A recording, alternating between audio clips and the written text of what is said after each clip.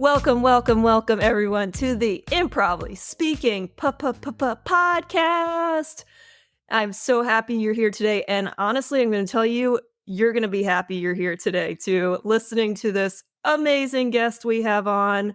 As you know, or if you're new joining on this podcast, I like to talk to guests with varying levels of improv experience, from your experienced improvisers and artistic directors to people who sign up for classes to help them with public speaking skills and gaining more confidence. And our guest today is, dare I say, an improv legend who has been in the improv game for over 20 years as a student, performer, instructor, coach, director, you name it, he's done it all. And he is fantastic. And you are just in for such a treat today. Let me tell you about our amazing, fantastical guest today, Brian James O'Connell. Brian James O'Connell is a working actor, writer, director, filmmaker, and teacher based in Los Angeles. Brian is a graduate of the prestigious North Carolina School of the Arts and moved to Los Angeles in 2000 to follow his dreams of a career in filmmaking. BOC, as his friends and students call him, which we will call him throughout this, taught as part of the core faculty at the Pack Theater and at IO West, may it rest in peace now, for over a decade before pursuing his own independent and curated student training called All Improv. As a regular performer, coach, and teacher in LA, Brian derives most of his approach to improv from the Deconstruction, which we will talk more about in this interview for sure. BOC serves on the board for Camp Improv Utopia, which I've had on many Camp Improv Utopia guests. I love that camp. And he has performed at many, and I mean many, too many to count and number, improv festivals.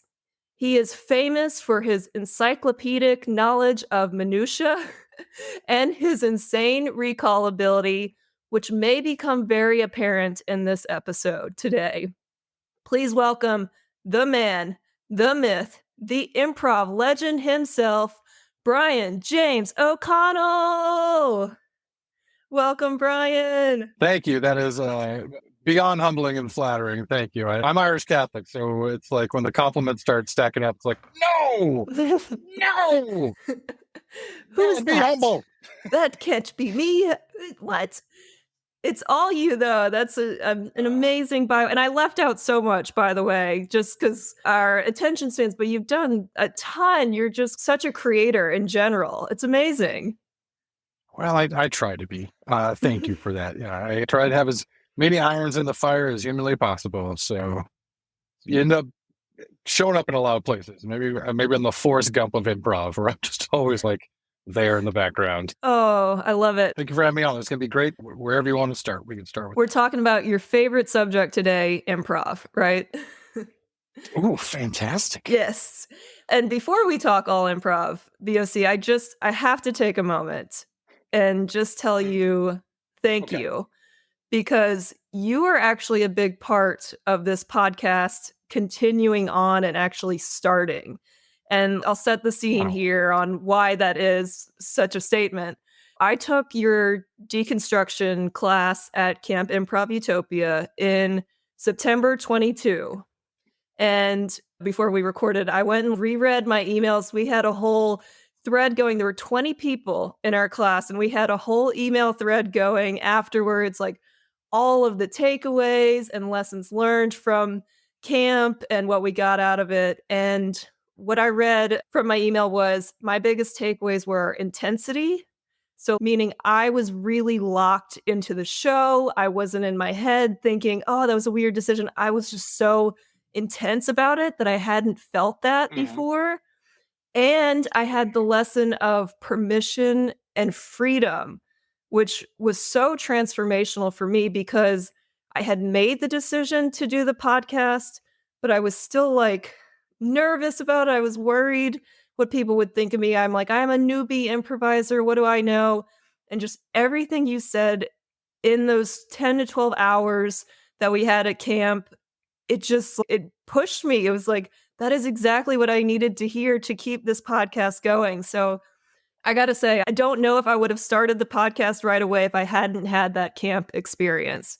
So thank you. Oh, man. Thank you. I really appreciate that. I really enjoy hearing those things. I love improv, but I also love NBA basketball. And one of the people I really look up to is a guy by the name of Coach David Thorpe. He works with a lot of, he has his own business. He works individually with a lot of different NBA players, longtime coach. And he said something that I really responded to as a teacher. He says, our first job is to inspire. Before anything else, our first job is to inspire, because without that, everything else is. So when I hear from people like yourself that are doing these projects, which I think they're important, you said, oh, I'm just a newbie. I'm like, but yeah, that's also a new perspective. I would have loved to have had a podcast back in the 10,000 years ago when I started, having that perspective of seeing someone. We talk about on the improv stage of representation matters. You have to see someone that looks like you doing the thing that gives you, like you said, permission. It goes like, well, they can do it, then maybe I can do it. And so early on, I'm sure there's a lot of people that listen to your podcast who are right where you are or just starting. So it's nice for them to hear that, oh, I'm not crazy. This does get better. Like, oh, I don't Yes. suck. This is just the time to do reps. So you're doing the Lord's work. And I'm very honored that I had a small part in inspiring that. Coach Thorpe would be happy. I mean, I recorded a whole solo episode called Taking the Leap uh, at Improv Camp and Beyond, where I talk about my deconstruction experience at camp, and then also at another improv camp where we actually did the whole get a harness on and you go up and you like take a jump and leap, and just both of those experiences really, it helped me just keep going in this. And I just, yeah, look at me now. Like I'm 20 plus episodes in, maybe 30 when this comes out. I don't know, whatever number. It has started, it has begun. It feels like a part of me now. And I still have some of those questions of what am I doing? But I don't question why I'm doing it. And that's important. Yeah. Send me the link to that one where you talk about the decon. I'll add it to the list. You know what? Of course I will. And it's the one episode that I recorded with the wrong microphone. And so the Always. sound quality, right? The sound quality is not the best. I do make a note of that in the beginning just to give listeners a heads up. But it is actually one that's been listened to quite a bit too. So I'm like, of all the episodes, right? But I talk a lot about letting go of perfection and improv, right? You let go of perfection. Mm-hmm. I was not about to re-record that. What I recorded was special, and I was not about to re-record to make it quote unquote perfect. So I let go of perfection and I released it as it was.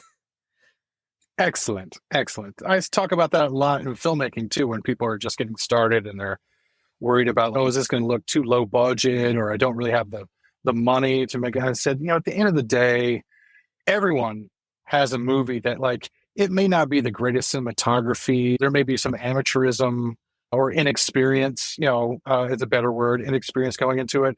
But if you're lost in the story and you think those two people are actually in love and you want to see them get together and prevail, then it's your favorite movie. And all that other stuff is just gravy. At the end of the day, we're storytellers. That was at the University of North Carolina School of the Arts, that was beaten into us constantly, that it's your storytellers. Whether you're a cinematographer, an editor, or a producer, whatever key grip, whatever job you're doing, we're all servicing storytelling. And a lot of that is in the corporate world too. I worked in a Barnes and Noble, but I worked in the Starbucks cafe. So I was serving two corporate masters at once. I did that for a couple of years in college. And even then, they would make it very clear to us. They're like, even though you're working for Starbucks and you're slinging coffee and soups, this is a Barnes and Noble. We are booksellers. Everyone here is a bookseller. We are here to sell books. And I was like, oh, interesting. Noted. I'm happy to be here. I'm happy that it exists, and I hope you break 100. Yes, thank you. We're here to learn and hear all about your improv journey. And I know it's extensive. So give us the long and short, the whatever version you want to give us. Why and how did you get started in improv? It's very fortunate for you that we're recording this when we're recording this. Today is January 19th, 2024. January 19th, 2003 is when I saw my first long form improv show. It was a Sunday night at 11 o'clock Wow. at IO West in Hollywood, California. A girl I dated in college, Rebecca, who I stayed friendly with afterwards, said, "Come see my improv show." And I said, "Oh, yeah, of course, sure. When is it?" She goes, "It's Sunday night at 11 o'clock." And I was like, "Well, I'm broke and I don't have HBO, so I'm not going to be watching The Sopranos or anything. So, yeah, sure. I'll come on down." That group was called Tiger Pants. They just happened to have the greatest show that they had ever had. I still remember large swaths of it. There was no one there. There was like me and 5 other people in a place that can sit like just over 100. But they did it, and it looked like magic to me. It looked like wizardry. Like at one point, Rebecca was in a scene with Brett Pearson's. He was juggling, doing space work, and then he laid down on his back and was also juggling with his hands and his feet. I was like, who thinks of this? There was a storyline that a guy had invented a kite that you could put your kid in. They were at a picnic, and so Rebecca is watching him juggle with his hands and his feet, and Pete Carboni, Bones, walks by in the background. He's, "Kevin," because he like let go of the kite, Oh and now his no. kid's like on the sky. I'm just like, oh my God. And so that was the last show of the night. They didn't have a second person, a second group in the hour. So at 11:30 something, they took their bows, and the house manager came out and said, "Thank you so much, guys, for coming out tonight. If you like what we see here, we do offer classes." And I ran downstairs. I was watching from the balcony, just losing my shit. Ran downstairs and went right to the box office. The poor box office intern is just trying to close up for the night. And I like a movie, I like put my hand as they're like closing the door that goes over the window. And I was just like, pfft. I was like, "Classes here, can take, I heard." And they're like, "Oh yeah, we sign up. You just missed signups for level one. It started back in January, so it's too far in. But if you call the office tomorrow, Monday at noon when they open up, they're always taking signups for level one, and the next one starts like March 1st." And I next day, 12:01, phone in one hand, credit card in the other, and I was just like, "Here we go." And just that was it. Paul Valancourt talks about that a lot. The first time he ever saw an improv show, he said, "I remember saying physically out loud, this is the thing I'm going to do with the rest of my life." And he was my level one Yes. teacher, so it was perfect that we met. But Wow. I did remember sitting there. I didn't say it out loud, but I do remember watching that show. And about halfway through, I just said, "I have to do this. I don't know what this is. I have to do this." And then, of course, as I did a modicum of research, as my entire family is from Chicago, and I was like, "You bastards. No one, all those summer vacations, all those family reunions, no one thought to say, like, 'Hey, Brian likes comedy. Let's take him to a Second City show.'" The thought that I could have been, as a teenager, could have been at the summer intensive in IO, staying with my Aunt Kathy, God rest her soul, who was also my godmother for 6 weeks. My parents would have loved to have me out of the house for 6 weeks, I'm sure. My aunt would have loved having me there. I could have seen show. I could have met Miles. Like, so many years, 10 years before I have. That's why Heather Ann Campbell is always going to be better than me, because she does everything I do, but just better. And she got Miles 10 years before I did. So thankfully, Mhm. that's how it all started. And I was just like, never left. I was very lucky to find my personal brand as well. I've heard other stories of people of like, "Oh, I took some classes here, but they were mean," or "I took some classes here and I didn't vibe with anyone." They had to go to a couple different theaters before, or they had to move to a different town and start improv again. They're like, "Oh, now I've found my tribe." I was immediate. I took level one. I paid for level one. I became an intern. I became the physical plant intern. So all my classes after that were paid through internships. And then level two is where I met a majority of the people that were on my first two teams. And we all really got along together. And we did that thing where it's like, "All right, level threes are going to be on Wednesdays and Sundays. Which day are we going to do? Okay, we're all Oh, going to do yes. Wednesday. We'll switch your shift at the restaurant. Scott, be on Wednesdays." It's like that thing. And just all the way through. So yeah, that was my March 1st of 2003 was my first class, and I graduated and had my last level six grad show. I remember it was March 1st or 2nd of 2004. And I remember because we all had a party at Wow. Jesse Blank's house and the Oscars were on. And that's the day that Lord of the Rings Return of the King just swept. So it was very easy for me to remember Mm. all this stuff is. Again, that Yeah. recall ability I mentioned in your bio. Yep. It is. Blessing and a curse. It's a blessing and a curse because, like last night, I was doing a self tape with Alyssa Phillips, who used to be the office manager and then the first official artistic director of the Pack Theater. We do all of our self tapes together. We'll read for each other. And she was Nice. talking about this is a guy named Matty. I think it's Matty Cappadocia. I'm probably not saying that last name correctly, but he was in Stranger Things. He's been in a bunch of other stuff. And she had done a stand-up show where he was at. I was like, oh, that's great. He's a former student. He's got one of my favorite, like, we were doing a transaction scene. He was being the employee and he was being the logical position, right? But he was also being his own fun, quirky thing. Because the guy asked, do you guys serve ham here? And like, he just did a slow look up at the menu and then looked back and went, yeah. And like, I always use that as an example of like the logical position doesn't just have to be boring. You can also create jokes. She was like, how do you remember this? And I'm like, I don't know. And this also annoys my girlfriend because there'll be important stuff that I will just absolutely forget to the point now where she'll make that joke every once in a while where it's like, oh, I don't remember. Oh, we're doing that? I don't remember that. She's like, if it was an improv show from 10 years ago, I'm sure you'd remember it. Right. I'm like, you're not wrong. You're not wrong. I just have to take it. I just have to take the hit. She knows. Yeah. She knows. She knows who I am. She knew what she was getting into. And I love that we just happened to chat and record this on 1/19/24, 21 years later, which before the internet, before probably they had an iOS webpage so you could sign up for classes, you had to go to the box office and call a number to sign up for classes. Yeah. God, I was wondering if I could still remember. If you remember the number. I was just trying to remember. I was going, I know it's 323-965. I think it's 323-964-0765. I think it might have been the IO number because I was there for so long, right till the bitter end. So I've called that number thousands of times, tens of thousands of times. We will fact check you after this to see, but I have a feeling you're right. I don't think I'm spot on, but I'm close. It's definitely 323-964. Yeah, and then the fax number was the same, but 88. Oh my God. The numbers were 88. The fax number. Yeah. Okay, so you've been doing improv for 21 years now, to the day, almost. So I guess March 1st, 03. But anyway, almost to the day. Sure. You've been doing improv. Why do you keep doing it? Or now, I mean, you're teaching it more, but you still do it, you perform. I mean, why? Why have you stayed in it?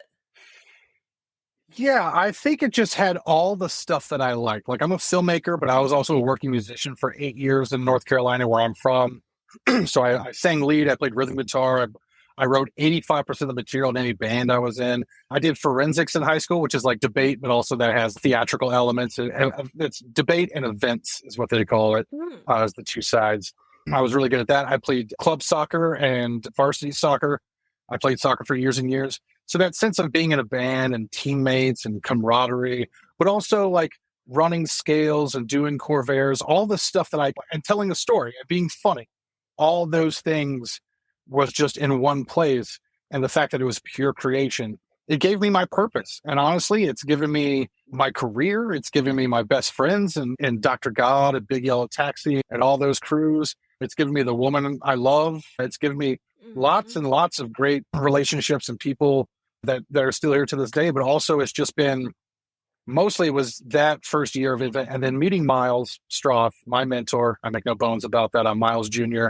I met with him a couple of weeks ago and he was like, he did a podcast. He was like, I called you. I hope this is okay. I wanted to make sure I called you my protege. Is that fair? Do you find that insulting? I was like, no, dude, I tell everyone. But I was like, thank you for using protege. I normally say whore, right? Forgive my language.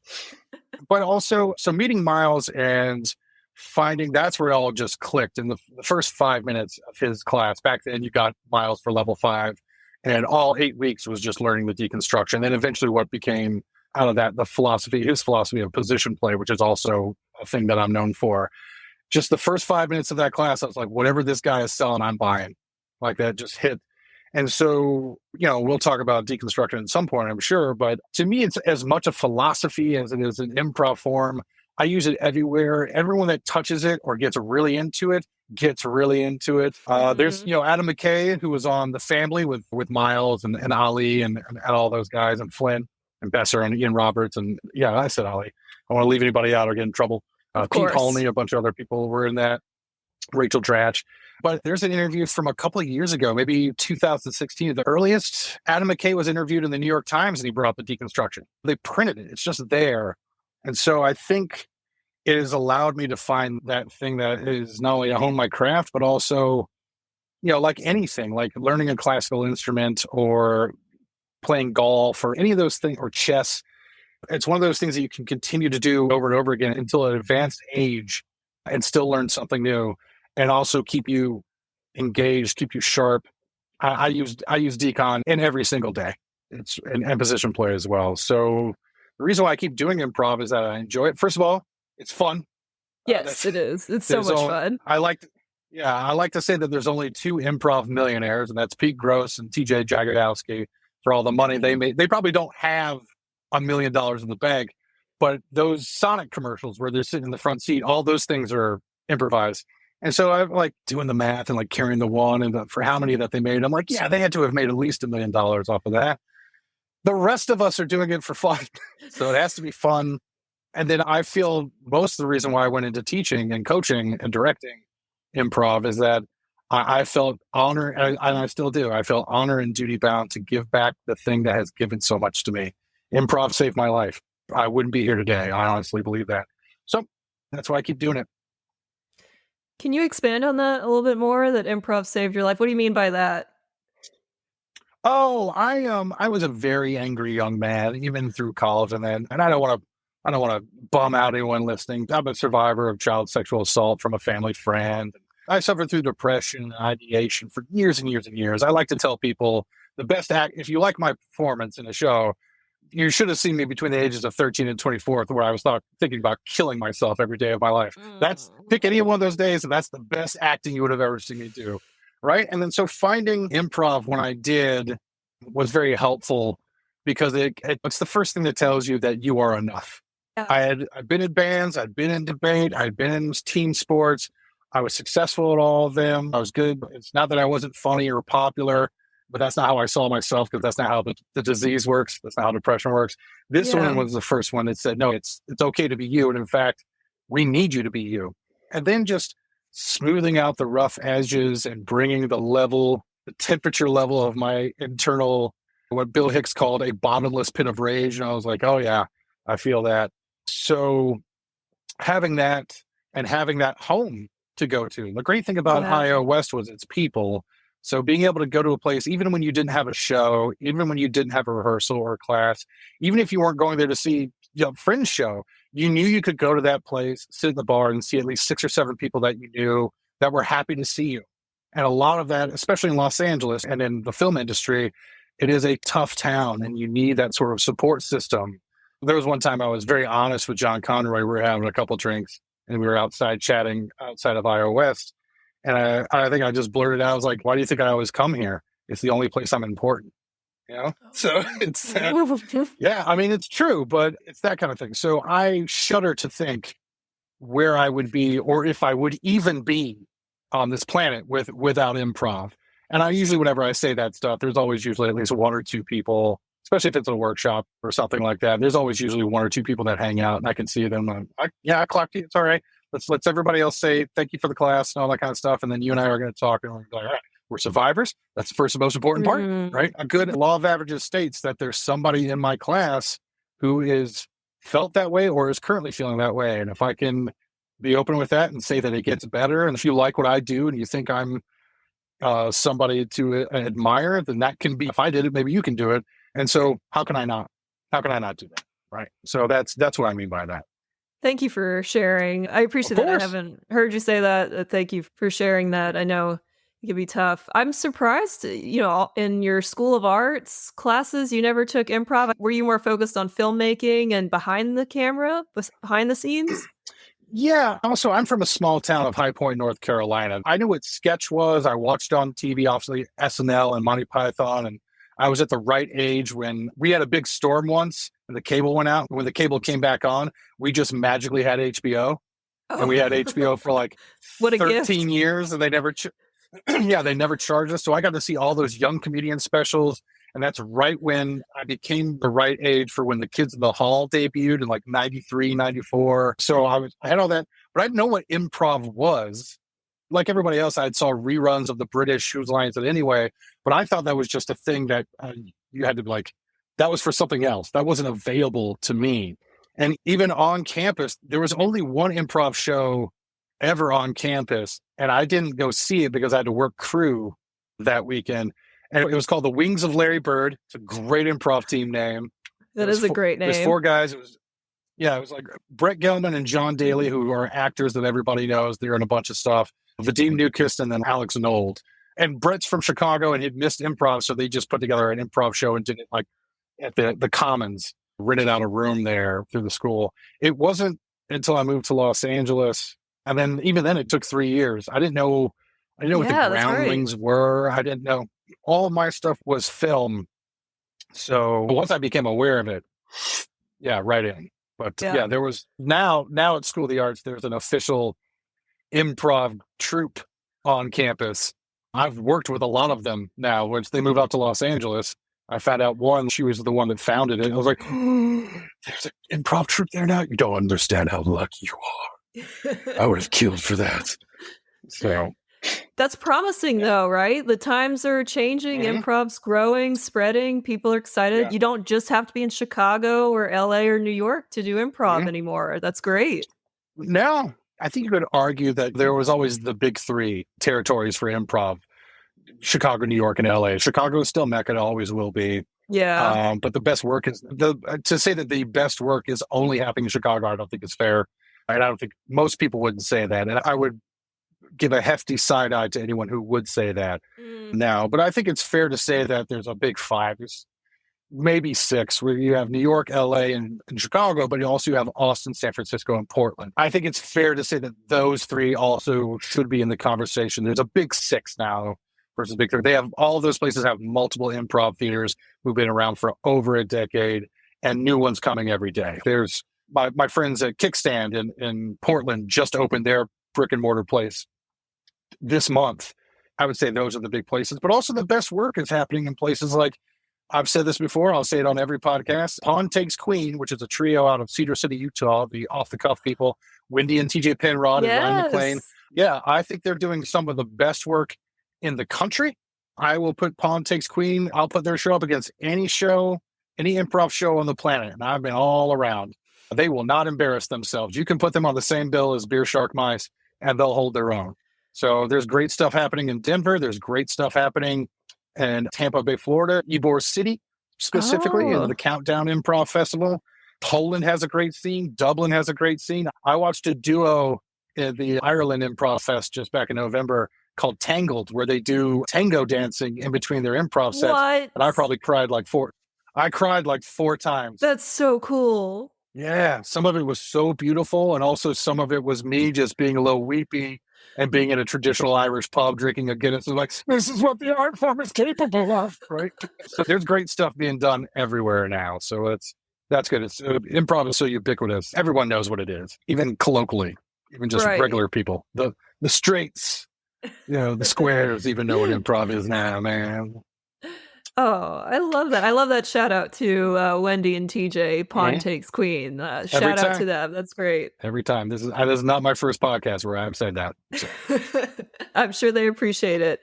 So, BOC, when was the turning point where you decided you not only wanted to perform improv, but you also wanted to teach it and you felt like you could teach it to others? When did you feel that? Ooh, I think looking back on it now, I think I started coaching pretty early in. I think I started coaching around maybe like 2007, which Okay, seems so fairly 4 early years. to start Yeah. coaching. Yeah, it was early into the journey. But again, you have to remember that like I inhaled improv. There's the quality triangle, Yeah. the thing that we borrow from the corporate world, which is fast, cheap, and good. Pick 2, because that's all you're getting. It's a big problem with the film industry. They want things cheap and fast and good, and then it ends up being not cheap, not any good, and it didn't come fast either. Reshoots Right. and all those kind of things. So I picked fast and good. So I sacrificed a lot. I missed a lot of things because there was times where there was probably a good solid first 3 years, 4 to 5 nights a week, 4 to 5 hours a pop, me watching improv or taking classes or performing or that. I think Miles put it best. Obviously, I quote him a lot, but that's because he's correct a lot. Just asking. He says you're ready to coach when someone asks you. And that's what Right. happened to me. Friends of mine were starting a group. That was a group called Rohan Will Answer. It's a great name, great team. Jill Cernowski and Ashley Canese approached it. I was actually dating Ashley at the time. And I was like, would that be weird for you? She's like, no, no, no. You're a great improviser and you're not mean. I wouldn't be dating you. We wouldn't be living together if you were mean. So why would you be mean as a coach? Right. Like, oh, good point. So they asked me if I would be interested in coaching. So Miles says you're ready to coach when someone asks you, right? And then Eric Honeycutt, who I think is fantastic. He was in Savannah, Georgia for a while. He just moved back to Chicago. If you have a chance to study with Eric, I think he's one of the greatest that we have. He's not only a great improv teacher, but he's also a great theater director, like scripted theater. He teaches viewpoints. He's one of the few people allowed to teach Oh, viewpoints. yes. Yeah, he's fantastic. And he gave me a great piece of advice. He said, you're ready to teach when you can demonstrate the lesson without embarrassing the student. Yes. That's so important. That to me is the key. It's like, all right, when I hear about someone teaching, that's the first thing that pops in my head. Can that person demonstrate a lesson without embarrassing the student? And there's been a couple of people recently where I'm like, oh, buddy, you're not built that way. It's enough to get, but like, I have to duck some haymakers when I perform with you. I don't know if I'm trusting you to demonstrate the lesson without embarrassing the student, but it's rare. It's very rare that happens. Can you explain what that like without embarrassing the student, meaning like make them feel bad or Make them feel bad, but also even if there's no malice behind it, because that's another thing. Josh Nichols, who co-owns the Rise Comedy Theater in Denver with Nick Armstrong, I got this from Nichols. He goes, presume no malice. He goes, I yeah. always try, come on, man.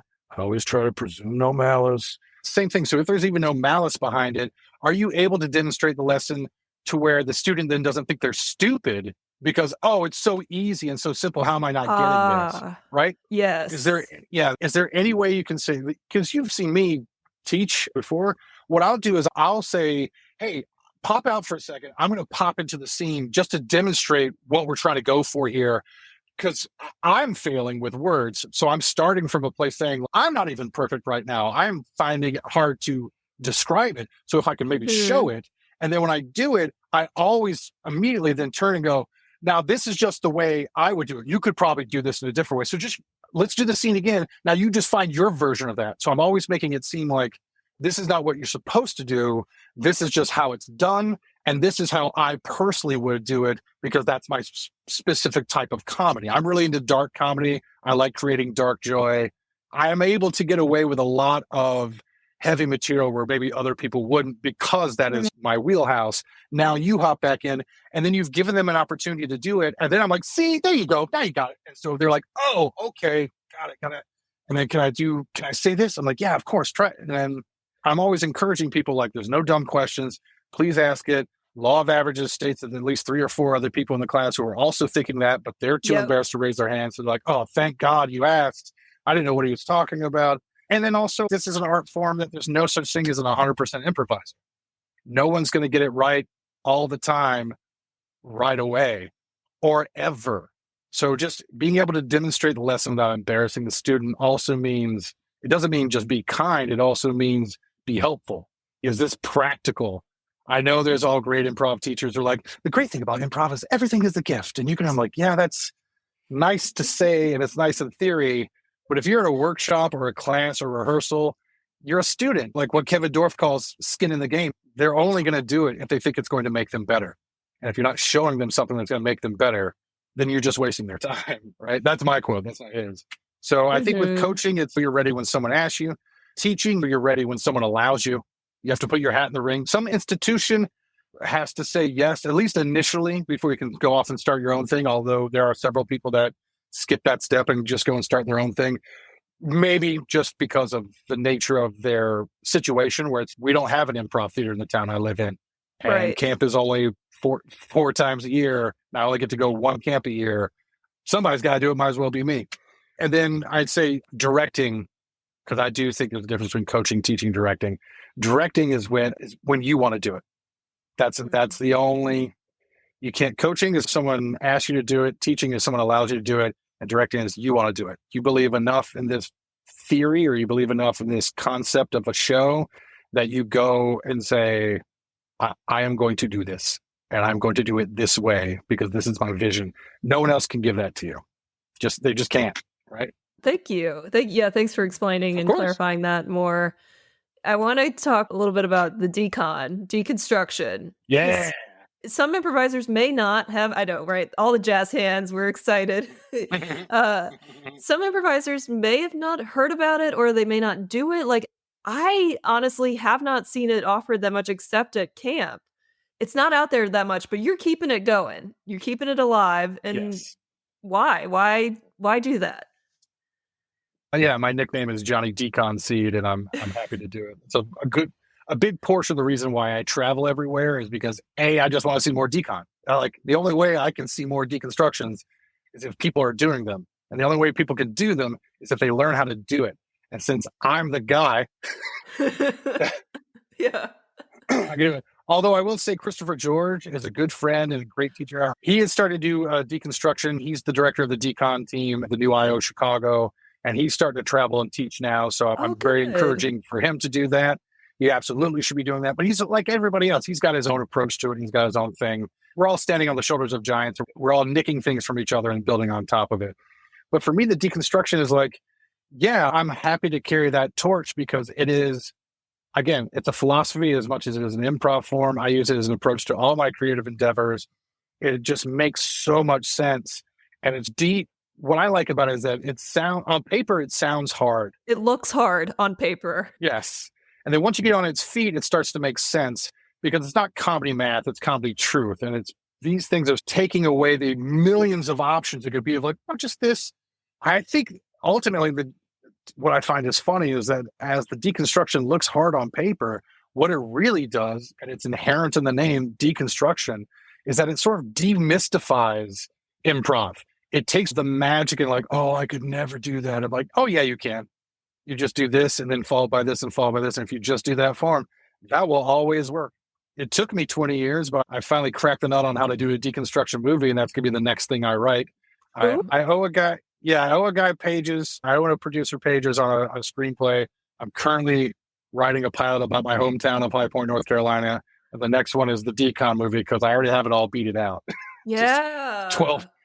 Yeah. So don't worry. Any of the people that have ever taken decon from me, you're going to read it and I'm going to ask you for notes. So that's going to Uh-huh. happen. So, yeah. And so I think it's just that important. And so therefore, it's important for me to make sure that it's not lost to the ages, but also, again, a big part of my improv goals is to help people and teach them. And at first, we inspire, and nothing has inspired me more than the deconstruction and position play. And Miles' is friendship. I'm honored and humbled for that guy to call me his friend, much less protege. So I got to go. I got to go to the people. I got to take it to where they are. And yeah, for anyone listening who is like, what is the deconstruction? I'm assuming most of our listeners probably know, but if you don't, let me see if I can go from memory. So there's a 5 to 7 minute grounded scene. There's Yes. 2 to 3 minute thematic scenes, which is kind of like Yes. Two to art, two and like a half minutes. Yes. emotion. Yep, emotion, animal. It could be any kind of like artistic kind of movement scenes. And then you go back to the grounded scene. I don't know Mm-hmm. for how long. Is that 2 minutes, 2 to 3 minutes or so? Ti Yep, 2 to 2.5 minutes. Yep. Absolutely. yep. And then we go on 5 scenes of exploratory, I think I'm using a different word here, commentary scenes, 30 seconds to a minute back in the grounded scene, and then you go on the run, which could be like 5 to 7 minutes Exactly. And then you end it with that with the last fourth and grounded final. scene. I Yeah. promise I did not review my notes, so I still know the Very, structure, and I know very time is impressive. loose, time is by feel more than, like, by minutes, but yeah, okay, I still got it, I still got it. Yeah, thank you. It's pretty close. Yeah, like commentary scenes are the preference would be 90 seconds to have them feel more like sketches. I tell people 90 seconds so that I can get 30 to 45 seconds. Two commentary scenes are always edited too soon. And that's just because Okay. the game of logical absurd isn't being hit the certain way. But that's all right because that's how people are learning it. You learn by doing reps. And then I always tell people like, yeah, it's a little flexible. Once you're comfortable with it, then you can start moving things around. You can start going based on instinct. It's as long as you're starting slow and smart and ending fast and funny on a trajectory because it's cooking, it's not baking. Baking, you have to be precise, or otherwise the whole thing is done and then the souffle will fall. Cooking is more of like, nah, you can do some fusion stuff. You can throw it. You can taste. Maybe it needs a little bit more salt. All right. Yeah, you don't want your sauce to break, But really, it's all just personal. Who are you cooking for? Who's the audience? And then you can play it on air, right? So I also worked in restaurant kitchens for a long time, and bartending for years. So calling it what we call the dance, being able to weave in and out of different people and different time sets of like, all right, all these tickets came in, appetizers need to go out in 6 minutes, entrees in 8 to 10 minutes. But you also have to make sure that if the waiter put all of them in at once, you have to still just send out the apps. You have to do the math. Same thing with bartending. If you're slammed, you're like in the weeds, 3 people deep, 6 people deep, you're just doing the dance. It's the same thing with the decon, to be sure, but very, very impressive. You've got the skeleton right there. Yeah, I'm actually really impressed with myself too. I alluded it to when we were talking earlier, like the intensity of it, and those thematic scenes, I think, really helped me with intensity because I'm not gonna lie, I've been doing improv 3 to 4 years now, my improv journey. Mm-hmm. A lot of them have been talky scenes, Yeah, I hate and it. Hate it. right? And just I think honestly the decon class might have been my first experience where it was like, no talky, like use the whole space, use the room. The stage is the room, not just where you're in front of people. And that freedom to like Yeah. move around and then flow as an animal. I think in practice we were a bear moving together. Like Mm-hmm. how experiential. It was really a cool feeling. I usually use ethereal, but I like experiential. I usually give people the examples of improv. There are many different types of improv scenes, or there's many different ways that an improv scene can look, right? I mean, there's position play. There's only the 4 basic scene types, which I believe, but the way that things look, and I usually try and encourage people when it comes to thematic scenes, is to think of it more like Cirque du Soleil or Blue Man Group or the movie Baraka. If you haven't ever seen Baraka, Baraka is a great movie that I saw. Yeah, it's a documentary with no dialogue, and that is basically Oh, about the history of civilization. The guy who made it, okay. I'm blanking on his name. It's fantastic. Baraka, Baraka. For all intents and purposes, it is a 70 millimeter documentary about the history of human, Oh, like civilization. wow. It's fantastic. Highly recommend it. And so it was so funny when I started getting into the deconstruction because I saw Baraka in film school and it's like one of my favorites. And so I went back, I was like, oh, Baraka's just a decon. Oh, got it. Got it. Duh. And I start going through all the scenes. And so, yeah, there's a section in Baraka where it's because this guy took a 70 millimeter camera and dragged it all over the globe. Like he went to places where it would be like he slept up a mountain. So with these big, heavy ass cameras to get this gorgeous cinematography.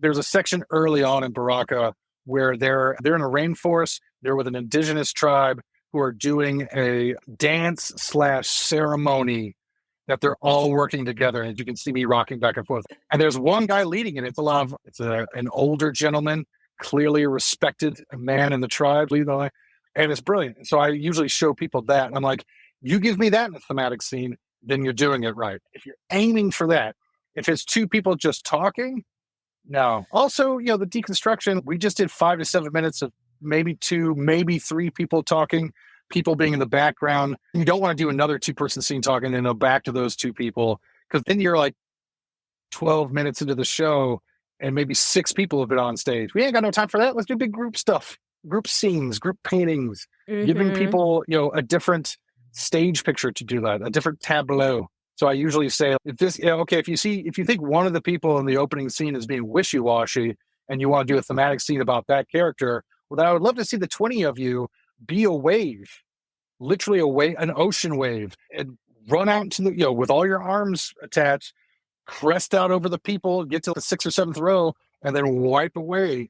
If you just do that for 2.5 minutes, the person watching will be like, oh, like I'm rolling, like I'm coming in, but I'm leaving again. And I'm coming in, leaving again. Like I'm powerful, but I'm really, oh, do they think I'm being wishy-washy? Like I'm being like water? Okay, I'll be more like water.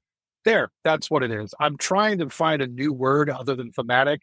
And I've told Miles, I got his permission to change straight absurd to logical absurd. He was like, yeah, that's more correct. Because a Yeah. lot of people, when they hear thematic, they think theme. And a lot of that comes back from like Oh, okay. traditional public school and universities where you start talking about like freshman composition. People think theme, they think they have to have this big thing. Or And this is what is worse. They think they have to know what the entire show's about. Like the way you would be like, Mm, what's the theme of this novel? You're like, oh, we're not done writing it. we have, yeah. we got a whole lot more shows. So I'm trying to find a different word than the word thematic. So if anybody has any ideas, please send them to me. Because people hear theme and they go, oh, so is the show supposed to be racism? I'm like, oh no, that's too soon. It's like writing your Right. obituary when you're 30. You got too much time left. Can't write your obituary. And I'll just say those grounded scenes are usually pretty intense, deal with some intense topics, Mhm, life, mhm, death, yeah, divorce. At camp, it was like mhm, infertility or trying to conceive and have kids, kind of family issues. Those grounded scenes get pretty tough. The yeah, structure that the decon allows for it to expand upon it without having to hear those mhm, words being spoken to, which is nice. yeah. A palate cleanser, a sorbet. Yeah. They tend to always, yeah. I try and as much as I can. It doesn't always have to be dark. It doesn't always have to be I know. serious. It I doesn't. guess the ones I've seen have been, yeah. Yeah, they just tend to go to that because people are like, all right, grounded, realistic, and then they think dramatic. They think drama. And Right. if I didn't have just one weekend, and like your group at camp was really great, and I remember afterwards, like you and Eric Escalante and Jesseline and all those, everybody was fantastic. I remember one point thinking like, oh man, I would love to have you guys for 8 weeks. Where one week I would just force you to like, this opening scene is just two roommates trying to figure out what they're going to order. And whenever it was like, that's because you had sex with my girlfriend. No, no, no, no, no. Yeah. Nope. Line Don't 30 create seconds. That drama. didn't happen. We're just talking. Do we want pizza or do we want Greek food? Do we want to order Chinese or Thai? Mm. Just Indian food, just doing that. And then I would prove you would do the piece. And then at the end, you'd be like, oh, you are capable of doing a deconstruction where the opening scene doesn't have to be about a miscarriage. I'm like, yes, it doesn't have to be about a miscarriage or a miscarriage of justice. It can just be, oh man, I'm too tired to cook. What do you want? Oh, we had Greek last night. That would be interesting. I also try and Mhm. tell people, like, if it's helpful, because some people learn visually. If you go to my YouTube channel, The Real Brian James O'Connell, it's easy. Just type in Brian James O'Connell YouTube into Google and you'll find it. I've got a found footage, 10.5 minute decon that I put together because some people learn more visually. I made a 60-second one for TikTok. So it's just like if 10.5 minutes is too long for Oh, you, wow. here it is. Here's the form. Yeah. And so I usually try and tell people the opening scene, the grounded scene, it's a short film. It can be a slice of life. It doesn't have to be a huge thing. There are slice of life short films, 5, 7 minutes everywhere in the country. There are websites, there are streaming services that just show short films. You can find them on Amazon Prime, right? And then it's thematic scenes are a dance piece, right? It's there's contact improv, which is literally just that goes back to the 1970s. It's literally just people moving in motion on that. And then think of the commentary scenes as like sketch comedy. It's 90 seconds. You're trying to make a point. You're trying to take the piss out of something. You're trying to satirize or parody something, which is the people in the opening scene and the goofy stuff they're doing or the life decisions they're making. And then the run is just I love the chaos. run. It's It's so just chaos. the run. The run is you just strolling through your phone. The run is you just clicking through, trying to find something to watch. Nope, I don't like that. Nope, I don't like that. It's Mhm. tender, right? It's just this is stuff that makes sense, and then it gets faster as you start realizing, no, I don't want that. I want that. I'm looking for the thing. I'm looking for the thing, and then the last scene starts comes because then that's the movie that we settled on, and now we're showing it to you. And a lot of times we go back in time because that always works.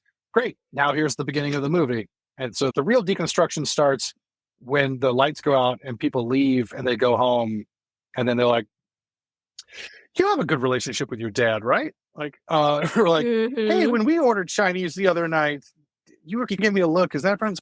I have a gluten allergy, so it's just hard for me to find things to eat. Oh my God, I'm sorry. I never knew. That's the deconstruction. So that's what makes Mhm. it a philosophy as much as anything else.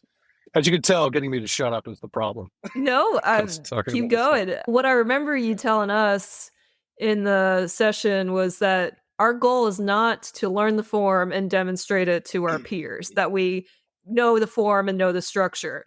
Our goal was to create a meaningful and memorable experience for the audience and even for ourselves. And Yeah. I think the audience got something out of it. I think Craig, who was in our group, got birthed in the run. There was a whole birthing Yeah. scene. It was quite wild.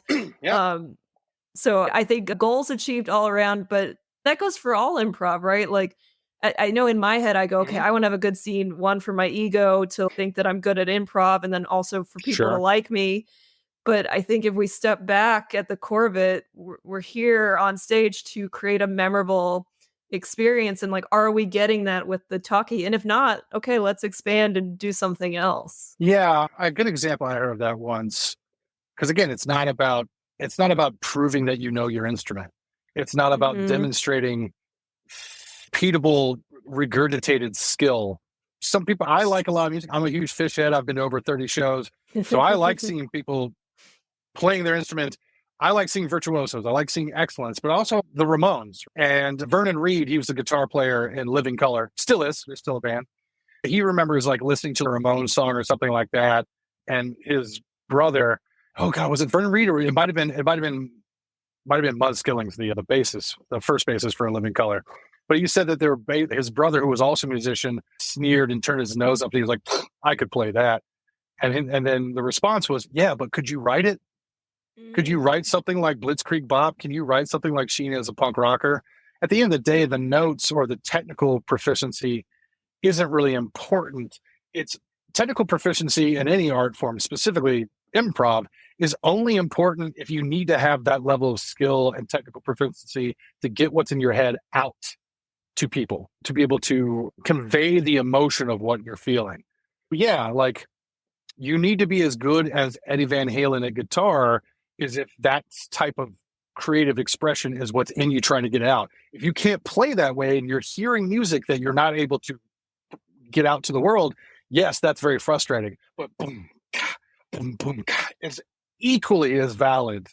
And it's oftentimes I'm often impressed and even more I think more highly of a person if I find out they're really good at their instrument after I've already seen them play stuff that I didn't think needed that sort of level of technical proficiency. And then you see that happens all the time. What was John Mayer initially famous for? Wonderland. Your body is a wonderland. Yeah. He's one of the most incredible blues guitar players in the Right. world. It's only after Right. that where everyone was like, holy shit, this white boy can play. Oh my God. It's the same thing with improv. When I see someone have really fun shows and they're always grounded and they're always like taking stuff, they just seem to be confident. And then later on, I see them in some show that's like really difficult technically, or that it's really self involved as a theatrical presentation. I'm like, oh, it's the old Shaquille O'Neal meme of him like, I have to apologize to you. I was not familiar with your game. I didn't know you were as good as this. And it's even more impressive where they don't feel the need to see how good I am at improv. It's okay. Like, yeah, technical proficiency in anything, but especially improv, it only has to be conducive to your level of what you're trying to express. If you need to be really technically proficient, like an improvised Shakespeare or a JTS Brown or a decom, because that's the stuff you crave and that's the stuff that you love, absolutely, by all means. If you're just like, nah, man, we're just a bunch of guys and gals and non-binary folks get together trying to make each other laugh, and you make each other laugh real, real hard, then goals achieved. You Right. know, no, yeah, no one's. Oh man, Johnny Ramone couldn't play guitar well. I'm like, no one thinks nor cares about Right. that, right? You Yeah, said you use the decon in your everyday life. How do absolutely. you do that? Oh, well, you have to remember that every time you leave your house and interact with anyone, it is an improv scene. True. Even if you know them very Yeah. well or they're strangers, it's a brand new scene, right? So, yes, just like in improv, the better you know someone off stage, the better you're going to be able to perform with them on stage. But there are all star shows and jams and lotteries. There are plenty of times. So, it depends on if you want to go out into the world and think of it that way. That's how I do. That everything is an improv show. Mike Myers said life is a slow herald, or he said the end is the beginning of the end. He said one of those. But I feel like that's for me. I was like, every day is a decon. Because when I go, say if I get into a lift, that's either going to be a realistic scene or a logical absurd scene based on how the guy answers my two questions, which I always do. Being in customer service, I don't like to treat people like they're a vending machine. That's a Yeah. human being. You can interact with them. And sometimes it leads to crazy great things. And sometimes it leads to like, okay, my first question is always, how you doing today? And based on their response, I'll know whether they want sort of a quiet ride or if they're like, yeah, pretty good. All right. They're open to it. If they're open Mhm. to a human interaction, my second sentence will be, what do you do when you're not driving Lyft, if you don't mind me asking? Nice, that's a good question. Yeah. What do you do driving for Lyft, if you don't mind me asking? I follow so many DJs on Instagram now because they'll play me. They're like, oh, actually, I'm a DJ. And they'll play me their music. And I'm like, yeah, go. They're like, what's your IG? I'll follow you. I had a really great one a couple of years ago where I got in the lift. It was a wonderful middle-aged black woman, probably like close to my age. And she just traffic was bad. We are coming back from LAX, come back from the airport. And so it was like a Mhm. 45-minute conversation. And I'm so happy that I asked the question, what are you doing when you're not driving for Lyft? You don't mind me asking. She was like, oh, and she handed me her card, which I threw away immediately when I got home because I don't want to have to explain how I have the card of a dominatrix who runs her own sex club in downtown Los Angeles. What? Uh, Wow. yeah, that's not a thing I do the dishes, Liz does the laundry. That's not a thing you leave in your pants for your girlfriend to find. I Uh-huh. was just like, yeah, I was like, thank you so much. Yeah. So we just talked about that and it became this great sprawling 45-minute. See, because it wasn't about sex, it was about, weirdly enough, it became about management. I was like, yeah, that's not the first time she stole from me. It's the first time that she got caught. Thank you. And I raised this girl. If she needed the money, I would have given it to her. She could have just asked, of course, right? And we're connecting on that sort of deep edge. And then that's the opening scene. I literally got off a plane, got into her car, and that's the opening scene of my day. And it would be crazy to think that doesn't affect the rest of my day and how it goes on. It changes everything. Every time I go into a Starbucks or I have to call, my health insurance got all screwed up. So I had to spend 3 days ago, I had to spend a ton of time on the phone Oh, on wait. no. Here's the great thing about improv is taught me how to be a better person. So I'm not going to yell and scream at that person. It's not their fault. They're Right. just doing a job. If anything, it's probably my fault for not opening the letter soon enough and finding out in October that it was changing and I didn't have the same plan as before. And number two, it's an opportunity for me to work on my craft. How's it going, dude? First of all, can I ask you what your name is? Kylie. Kylie is very nice to meet you. I'm hoping you could be of help to me today. It's a transaction scene. That's a logical, absurd scene. Right. Same Right. at Lyft. If I'm going to Lyft or a cab, like my grandfather worked for Yellow Cab in Chicago for 30 years. So I've been around that sort of essence all the time. In the Lyft, if the person's, yeah, I'm doing pretty okay. And then it's, oh, I'm in a logical absurd scene. I'll be the Mhm. straight man here. Work this out. Yeah. To wit, I went to my doctor's office and had a 10-minute conversation with my Lyft driver, who by the end I was like he was telling me about how because I said something and I was like, oh, I'm sorry, that's the part of me and my girlfriend's love language. He was like, well, it's good that you know each other. We just started talking about relationships. I told him the story about my ex fiance and what a nightmare what she was, and then he told me the story about his ex wife and went through the whole thing. And as he was saying certain things, I was like, wait a minute, I know it. Why do I know what that is? Why do I know what that TV show is that he's talking about that this person is on? Because he was like, yeah, my ex-wife was also an actress. I was like, okay. I was like, I won't ask what show it is because I don't want to be gauche. She was like, oh, no, I'll tell you right now. And he told me the name of it and the character that she played. And I got out, I sat in my doctor's office. And I'm very good at remembering things, but I'm also very good at research, which is Yeah. why I have over 2,000 Mhm. improv related hyperlinks. And then immediately I found he was talking about one of my best friends and who has worked with Dr. Godover, and he was lying. His side of the story was unconscionably wrong. Oh my And gosh. I, yeah, Wow. I just got off the phone with her like last weekend, where she was with one of the other members of Dr. God. They have a TV show that they're working on and developing, and they just put me on. They put me on speakerphone and we told the whole thing and she told me her side of it and we laughed and laughed and she was like, please tell me you didn't give him 5 stars. I was like, I give everybody 5 stars, but I I didn't give tell everyone 5 you. stars. Yeah. Yeah, so every day is an opportunity for you to, and every day is decon, every day is improv scene. I feel so much better about going in to order a cup of coffee at Starbucks when me and Jessica are about to hit the road to go to Camp Improv Utopia. If I'm like, hey, how's it going, Daryl? Daryl, is it okay if I just say large? I don't have to say venti. Okay, thanks, man. Like, yeah, that's can I have a name for your dog? Yeah, it's Brian, Brian. He's like, oh, all right, not why. Never why. Never why, Darren. Never why, right? And then we can have an exchange. Worst case scenario, they go home and then they're like, their person's like, how'd it go? That was great. Oh, was this one guy, Brian. He was emphatic that it had to be I and not Y, right? That's these things are these are stones. I get to work on my craft. I get to be a better person. and I get to send the stone into the lake where the ripples go out, which are a little nicer and a little smoother and less choppy, versus using every interaction as a this again. Oh, I hate lines, right? I don't know. Make friends with the person in front of you. Make friends with the person behind you in line. Just go, by the way, I haven't eaten today, so you are in no danger of getting farted on, my man. Oh, Just why God. not? See what happens, right? Every day is a decon, using real life all the time, to be certain. I love that, and because if you get into a Lyft or taxi, whatever you're riding in, and you're like looking on your phone and scrolling, that is no but language. Like you're closed off from the conversation. You made it Mhm, clear you don't want to talk. And to be fair, you can choose to want that.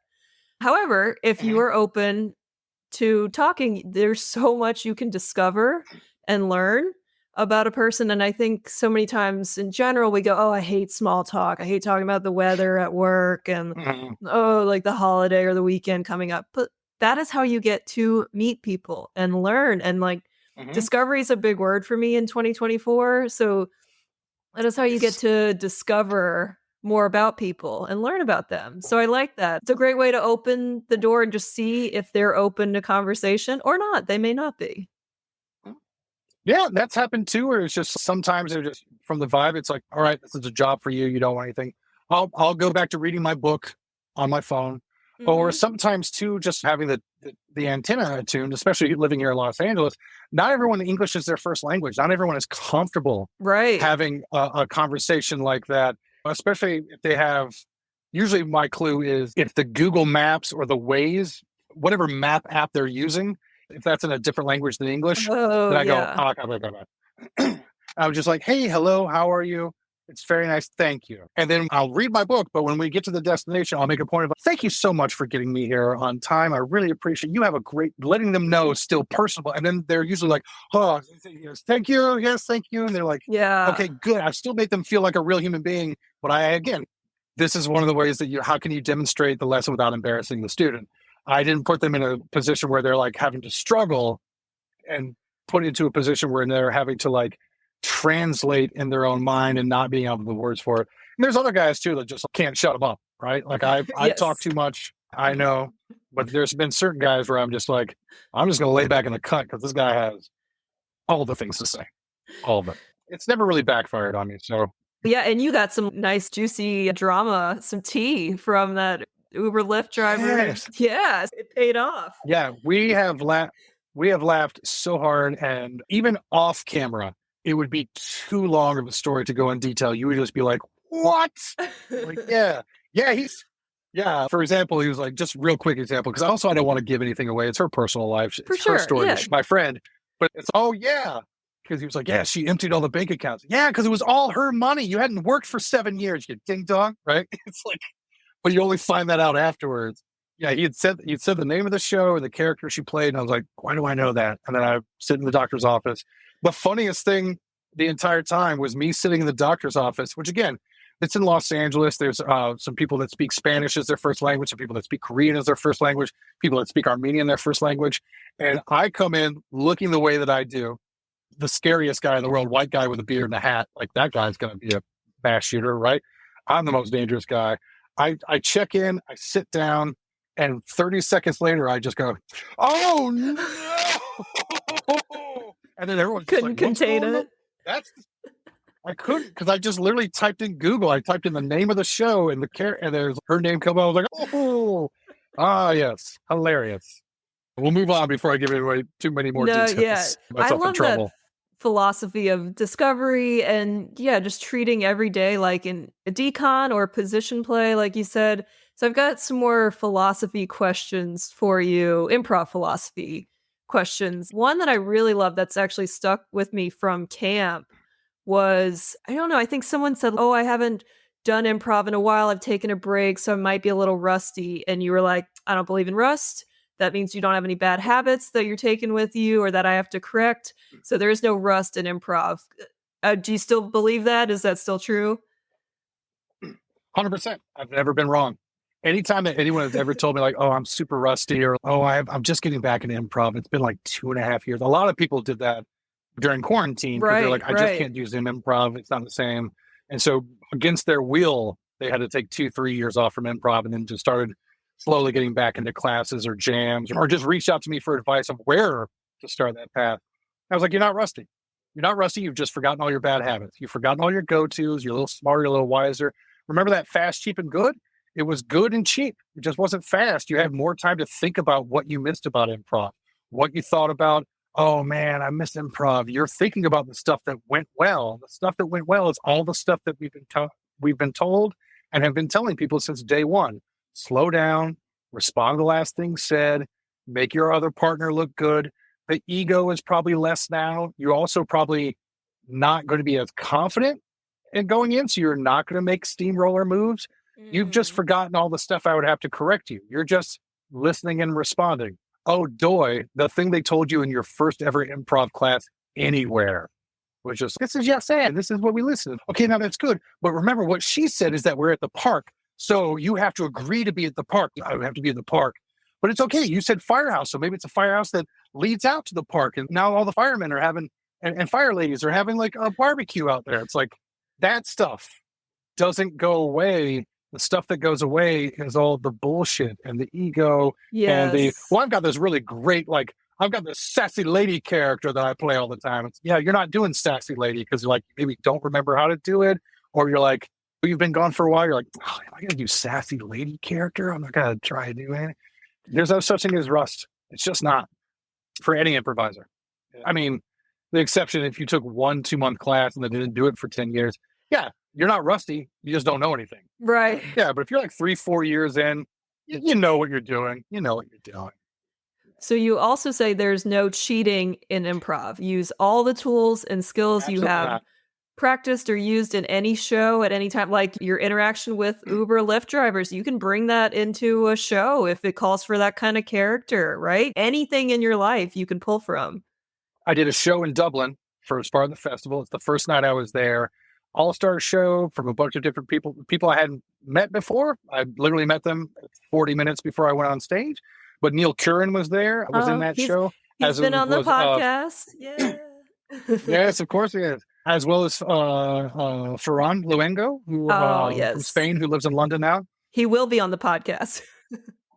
Yes, first time we'd ever performed together. And we were so excited to do it. We're like, we've never done a show together before. We've never done a scene together. It's going to be great. My very first scene, he's driving a taxi and I get in. I said, are you open? And he said, you mean physically or philosophically? And I just sat down. I was like, all right, that's fair. That's a fair question. What are you struggling with right now? We did the lift ride and it was great. And and like, to his credit, not to his credit, because he's a great improviser, he got out of the car and got back in the back seat with me. And I was like, all right, that's fair. I was like, you know what? I brought this on myself. This is okay, right?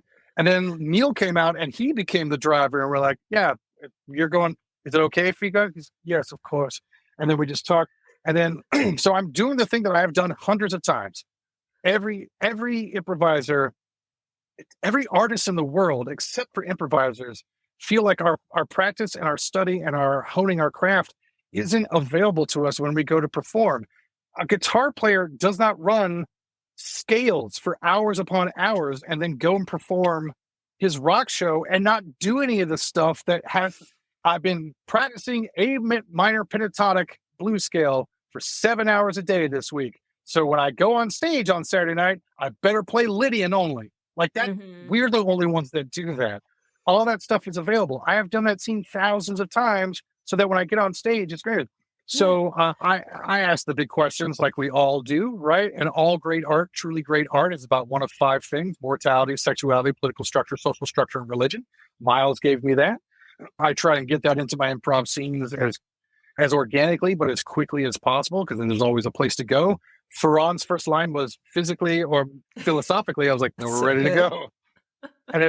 And he ended up asking me, he asked me like what the meaning of life is, or if there's a God, or like something along those lines. And this is something I've been thinking about for probably going on 5 years now, since 2019, Mhm. that I think probably the accurate approach to religion is probably from H.P. Lovecraft, which is very hilarious considering that he was a virulent racist against the Irish. So if he was here right now, he would spit in my face, to be certain. But the idea of Mhm. cosmic horror or Lovecraftian And I literally said it. I said it in the clip, I was like, the gods are terrifying and beyond our mortal kin. The best thing that you could possibly ever do in this life is to not gain their attention.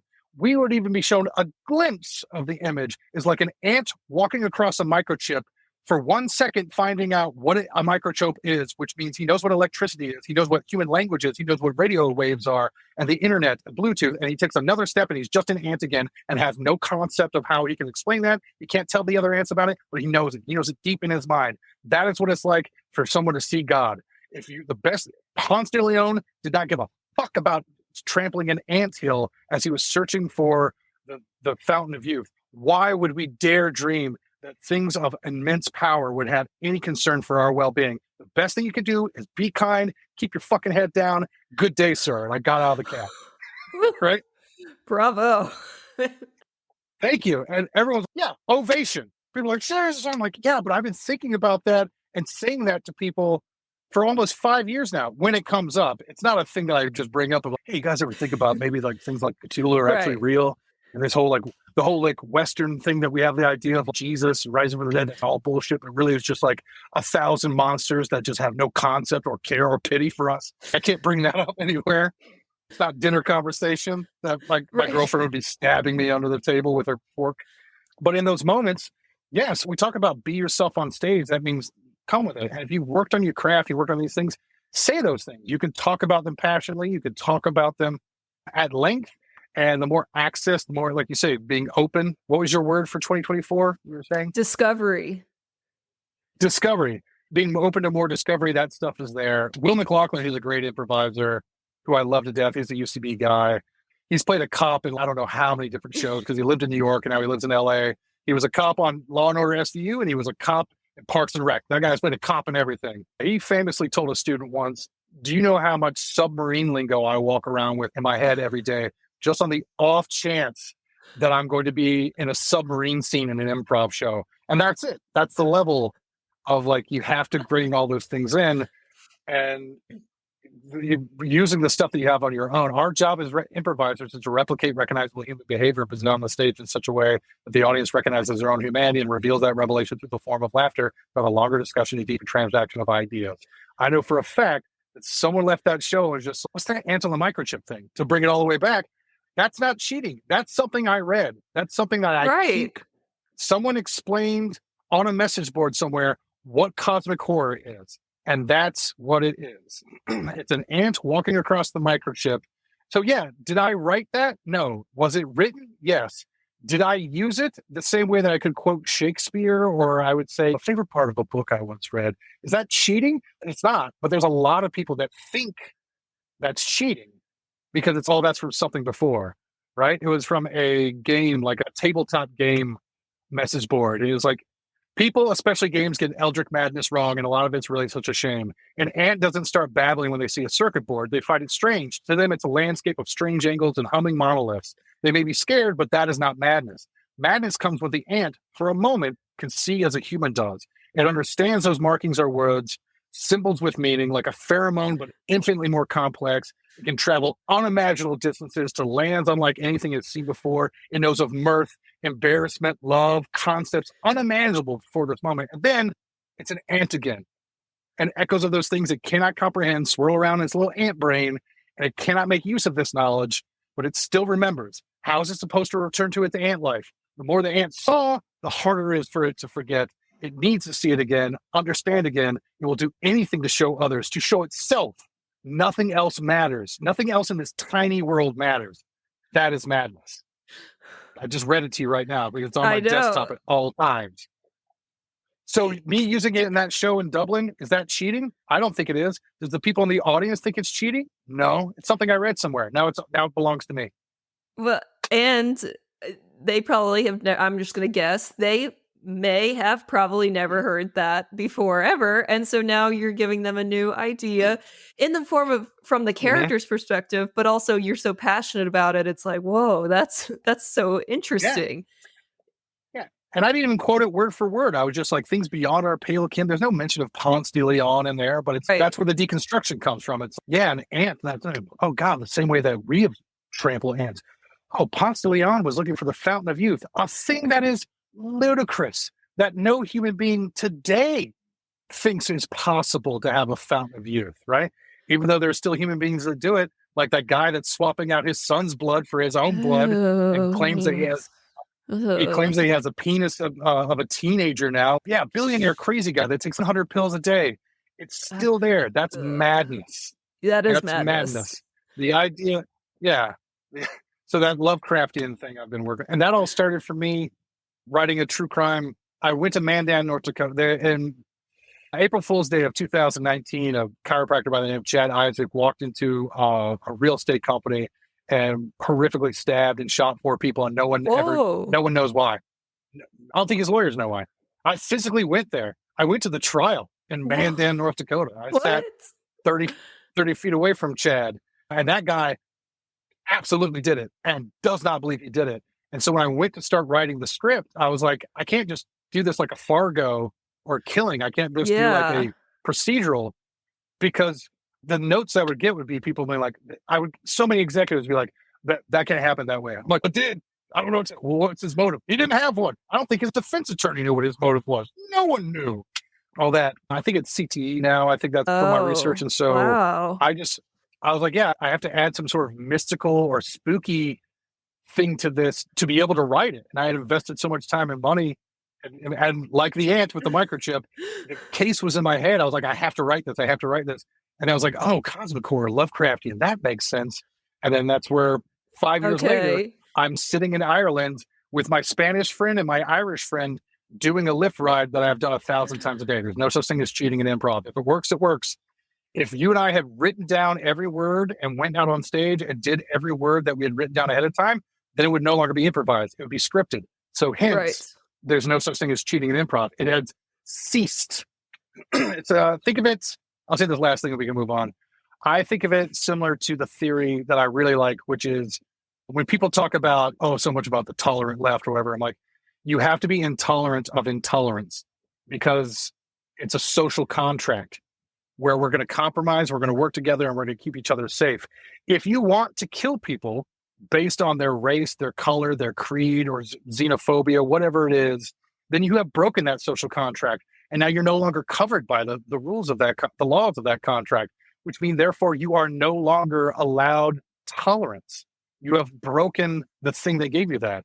I cannot compromise with fascists who want to kill my female and transgendered and queer and people of color friends because there's no way for any of my friends to only be half dead.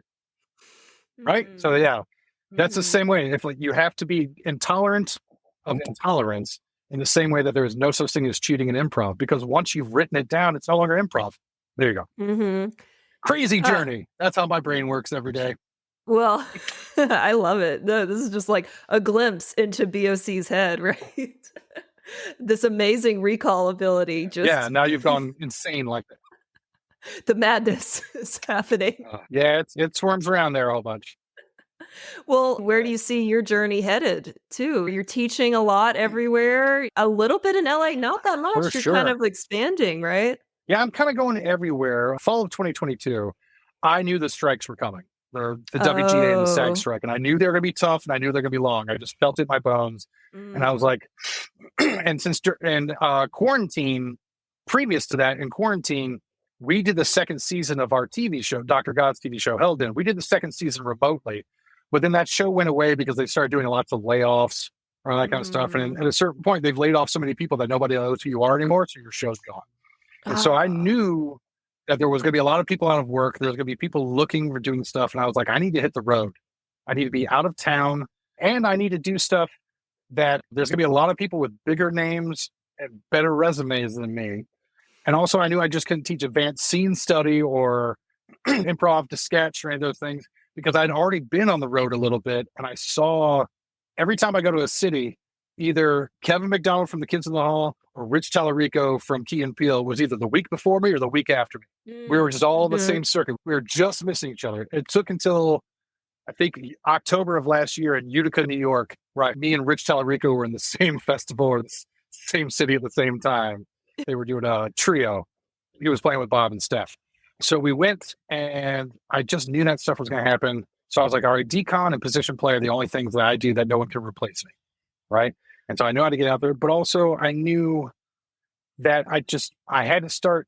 We talk about who's coming out. Me and Nick Armstrong talk about that a lot. Craig Kukowski to Nick Armstrong, as is Miles Stroth to me, right? I was like, Mhm. we're not going to be doing this forever. Who are the next people coming along who's doing that? And so I was like, now I need to not only go out and train all these people and make them aware of deconstruction and position play, because Miles don't travel, right? He and his wife, they've got two small kids, and she works a full-time job, and she's very successful. And so they had a conversation once of like, this is the dollar amount that would make it okay for you to leave for a long weekend or a week to 2 weeks to go teach and leave me with a full-time job and these two kids. And he said, absolutely. And so when people ask Miles to travel, he gives them that number. They go, that's an insane number. He goes, you're right. It is an insane number. No one should pay this. You shouldn't pay me this. This is the number that makes it worthwhile to me and my wife so that I don't get divorced. Right? It's Wow. like, Good yeah, boundaries. Really good boundaries. very much so. They're great. Kristen, I love Kristen to death. And their kids are great. They don't want to be away from them. They're awesome. So there's that part, but also I feel like, all right, it's not only on duty bound for me to go to these places. I know it's an opportunity to be a special occasion because it's an out of town person coming in, a person that has somewhat of a reputation or a name, whatever that might be. But also it's an opportunity for me to bring theaters together and have those communities work together. I always work it in my things where I don't do non-compete clauses. And if I'm going to teach a class at your theater, it should be open to the entire community, just not the people that perform or take classes at your Nice. space. That's never happened, thank God, knock on wood, but it is something I have to say early and often because that's important to me. And now what I'm doing is really putting in the idea of have to make these connections, making sure that these people all know each other and work with each other. So the two things I have coming up, I'm traveling a couple places to be certain, but the two big things I have coming up in the beginning of this year is I'm trying to do what I'm calling a Rust Belt tour. Lots of theaters are like, we'd love to have him, or I meet people at camp. They're like, we'd love to have you come and teach at our theater, but we're so small. Or there's only 7 improvisers in our community. It'd be really tough. We just couldn't afford you. And I was like, all right, yes, and pitch positive.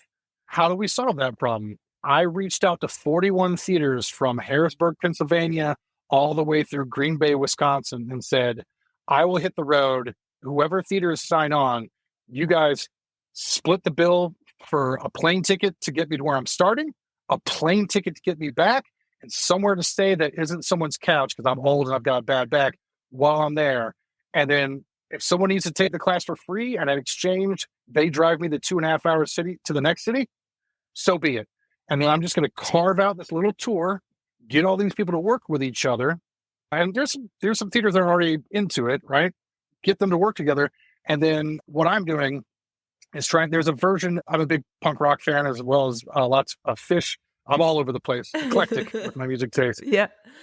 But Black Flag and SST Records, with Greg Ginn, there were no punk rock clubs. But in the early 80s, they carved out a scene where they would go and play anywhere. They would get in the van and drive and go and play anywhere. And so the 16-year-old kid that got them to come play his parents' basement, 5 years from there, he's running his own, 5 years after that, he's running his own rock club. They carved out of stone from nothing this punk rock club circuit that everyone plays now, from your Blink 182s to your Green Days and all that. So I thought, what if I do that? Huge Henry Rollins fan. I have 2 tattoos. I've read his thing. I was like, let me carve out this path so the people behind me can have a workable circuit, people in place, a path and a route that makes sense. It grows every year. So I'm doing the Rust Belt one, and then I'm trying to do one in Europe in the late spring, like May going into June. So right now I'm talking to Christoph in Vienna. I'm talking to a guy, John, in Zurich. My boy from Greece just got back to me yesterday. I have to get him back. And so trying to do the same thing there of just split the cost. If 8 theaters get together to bring me out, a plane ticket that's $500 might be a backbreaker for a theater. Right. But a $500 split 8 ways, and they're one-way tickets, and I'm moving closer back to home on my way. Why not? Yeah. So those are the 2 big things I'm working on for 2024. And I started thinking about that in the fall, just how I thought about, I got to start touring and making money in the fall of 2022 because I know these strikes are coming. And also I knew when the strikes are over, there wasn't going to be a bunch of stuff ready to go. Right. That's not how the studios work. So those are the two things. And then my all improv, I try to do a boot camp and once every couple of months where it's 6 hours of the day. It's all online. It's all Zoom. You tell me what you want to work on. I'll curate it. I keep each class to 10 people and you tell me if you want Friday, Saturday, or Sunday. So that way, because also I know some people can't afford to travel, but also people can't afford to spend 8 weeks in a class. You can do one Yeah. day. I could give you a day and then you can tell me, ooh, can I do the morning of Friday and then the afternoon of Saturday? Yes, because it's flexible. It's curated to you. And I keep it super affordable, $100. I give you 3 months notice, to 2 months notice, 6 weeks notice. I'm doing this. You can scrounge up $100. You can get, hey, can a buddy of mine come too? Absolutely. Sign up together.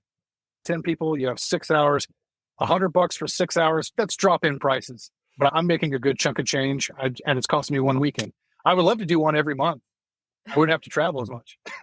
Right? If it's 3 days, 10 people, $100 a person, that's $3,000. I've made my nut for the month. That's good money, but I'm not charging you $700. I'm not charging you $1,500. I know other people that charge that, and God bless them. If that's what the market will bear, that's your rate, please do it. I charge what I charge because a lot of my goal is to help as many people as possible. And at $100. Yeah. I appreciate that. I was fortunate enough to take your in-person 6-hour all improv class in December. And those 6 hours flew by. I was like, wait, I want more. I think we all wanted more. We all stayed an hour later and chatted and stuff. And I will At some say, point, I was like, I got to go home and eat. right? I know. And I will say, what I appreciate about you, BOC, of course, the inspiration, your philosophies. I mean, I was reviewing my notes that I took, bringing some of that into this interview. But also, you go on some good tangents. They're great. But you always know what you were talking about. You're never like, where was I? Why was I talking about it? You always know why you were talking about it. And that I appreciate, because there are people who will go on tangents and they'll be like, how did I get here? And you're like, I don't even know either. How did we get here? You always know how you got there. And that's a good skill. As we've seen several times in this podcast interview alone, I've done it a couple times. But I promise I'm always going somewhere. And also, every once in a while, I do see a person just like, okay, let him go. He's getting there. But when I use examples, or if I say something specific, or if I'm bringing up a reference, or I'm reenacting an improv scene that I saw or did from 10, 15 years ago, all of that So is on impressive. purpose, because thank you. But it's all directed for the student. It's all, again, our first job is to inspire, and people learn in a myriad of ways. Some people need hard reps and they need hard notes. Very few people who have ever told me, like, oh, you can be harsh with me, man. I don't want rough notes. I'm like, no, you don't. And also, most of you just know the Happy Sunshine BOC. You don't know firm director BOC. Look, this is what we're doing, right? There's why it sucks, and I'm just not going to argue about it, because if I give a reference, or I do a reenactment, or I make a suggestion, or I bring up a book for you to write down and check out, you never know what the thing that's going to make the light bulb go off a student's head. So I need to throw as many things at you as I can, but I always know that I'm coming around to the lesson, because the lesson is, how can I demonstrate it without embarrassing you?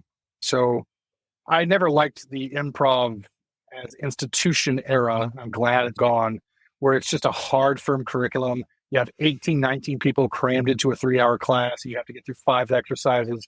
And it feels like a table at the Chili's 2 at the airport, where you're just turning and burning and trying to get people through. And I'm like, not everyone can learn that way. And I also don't think it's the most conducive way to learn. And finally, that's why I started the all improv thing. And I started thinking of myself more as a librarian and less as a teacher, and curating these classes to the students in front of me, teaching the people in front of me. Is that I just, at one point I went, I think it was a conversation with Miles, actually, having a couple of beers. And it dawned on me, I can't remember how I said it, or it just dawned on me that we are constantly, as teachers and instructors and coaches, asking the student to evolve the art form, but we haven't pointed that same lens back at ourselves and evolved the way the art form is taught. If you're still just doing 5, 6 levels, and it's level 1 is intro, level 2 is game, level 3 is characters, level 4 is the herald, level 5 is create your own show. That's fine to use that as a structure. Structures work for a reason. That's why the term institutional knowledge exists. But inside of that, are you leaving breathing space? Are you leaving question and answer? Are you leaving 15 minutes at the end for people to go, can we just do that thing one more time? Are you allowing your teachers the flexibility of this in the curriculum or what the exercises are? But if you have an exercise that you like more or you know well that gets the exact same lesson across, feel free to replace it with that. It's just when it was like, no, this is our curriculum and it's finite and it's dogma. I just don't think that's been proven to work. And any of the places outside of improv in our larger structures like the Pentagon or the Catholic Church hasn't worked out real well. Dogma. Like maybe time. We spent the last 8 or 9 years, I say from 2015 to right now, really in the fuck around part, especially in this country. And now we are hopefully, knock on wood, entering on every level you can say, mortality, sexuality, political structure, social structure, religion. A lot of those we are entering the find out. Lots of people are finding out right now that you cannot continue living this way. You cannot make people continue living this way, nor can you just get away with literal murder anymore. Right. So things are changing. Yeah. So that's my silver lining. That's why I developed it. Because again, if you ask the students, I don't know what it was. I think I was bitching. I was like, there's no new forms anymore. Where's the new deconstruction? Where's the new JTS Brown? Where's the new blah, blah, blah? And then I thought about it. I was like, we don't practice what we preach nearly enough. All we show people is montages, heralds, and mono scenes. Right. Why would a new improv student starting now or have only been doing improv for 2, 3, 4, 5 years? Why would they even know? They've never seen it. They've never seen Quartet. They've never seen Stolen House. They've never seen a deconstruction. Guess I got to hit the road again. Right? I guess I got to take it to the people. I have to demand more from myself. I appreciate that because I relate to that as a speaker. Sometimes we get so caught up in our content. I must hit every single piece of content and share all this knowledge. And I've got 5 tips, 5 things that you have to take away from this. And then I rush all those 5 things. And then people leave and go, I don't remember what she just said. And why should I care? But if I leave space for reflection and only do 2 tips or 2 things to focus on, and I give you space to reflect or ask questions, then you get experience, you learn from it, you get to relate the topic to your life, and you get so much more out of it. And I think sometimes just some improv classes I've been in have been very like, to the T, we have to do all these exercises. Let's keep moving. Let's keep moving. And at least in my journey, I'm at the point where, of course, with this podcast, I'd rather talk about improv sometimes too, but also like, I want to hear your experience. Okay, you let go of perfection. That's what I need to discover in myself. And no amount of reps, I think, is at this point going to do that. Like, I need to really do some internal work to then put into the reps. So that's where I am in my journey right now. Yeah. No, I think that's beautiful. I think that's beautifully said. The idea of I need to do the internal work. So then therefore I'm getting reps for reps' sake isn't anything. I used to tell some of my younger, more eager students, especially the ones that reminded me of me, I was like, if you're on 9 improv teams, you're on really 0 improv teams. Yeah. Because because you're not spending any depth of time with them. It's just reps. It's just there to be at a certain point. And I got in trouble a couple of times, but I stand by this. I was like, you have to make sure that you're just not masturbating with other people's emotions. You know what I mean? If you're on 9 improv teams and you're just going to every jam because I need reps, are you leaving any space for the other? Aren't we supposed to take care of the other person, make your partner look good? Yes, and listen and respond. If you're just out there to do the reps and like, all right, guys, see you later. I'm going to hand over to the clubhouse. I'm going to try. They've got an 11 o'clock jam. Then you're just there forcing your will upon them, and you're just masturbating with someone else's emotions, masturbating with someone else's body. Don't do that. That's horrific. It's exhausting. I mean, no malice. No malice intended, but it's also exhausting. If you're on a house team, if you're on a house improv team in one theater and a house sketch team in another theater, and you're taking 3 different classes, and you're also interning to pay for one of the classes, also you're doing stand-up, then what are you going to write about? Comedy? What are you going to do improv about? Taking a class? Like there's very few movies in the movie industry that are about making movies that were successful. There's very few movies about an actor, the actor's journey and wanting to make it in Hollywood like that are successful.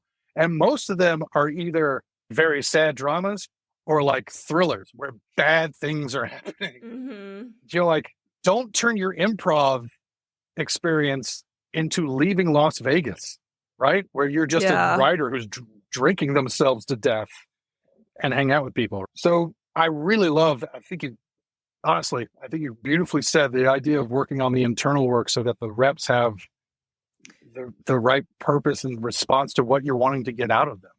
Yeah, Yeah. Thank really, you. really well said. Really well said. I know that we could keep talking for 4 more hours and do a whole 6-hour all Oh, improv podcast. However, I will cut it off just for your sake and to be mhm. grateful of your time. But I do have one last question. I guess two, but Sure. the last one's easy. But Please, please, please. final question that I usually ask my guests: yes and mindset or growth mindset, as it's also known. How do you embody a yes and or growth mindset in your life? That is a very good question. Thank you for asking it. The first thing that popped in my head is a quote from Penn Jillette, one half of the famous magician comedy duo Oh, Penn and Teller. It's ironic because Penn Jillette is famously a libertarian, and I think libertarians are ridiculous. The best way I ever heard libertarians described is that they are house cats. They are absolutely convinced of their own superiority and being in charge, while at the same time having absolutely no clue how anything works, like housing or rent or infrastructure. A cat will walk around your house that you pay the rent and keep the lights on and keep warm and act like it's their house. I feel like it's the same thing with libertarians.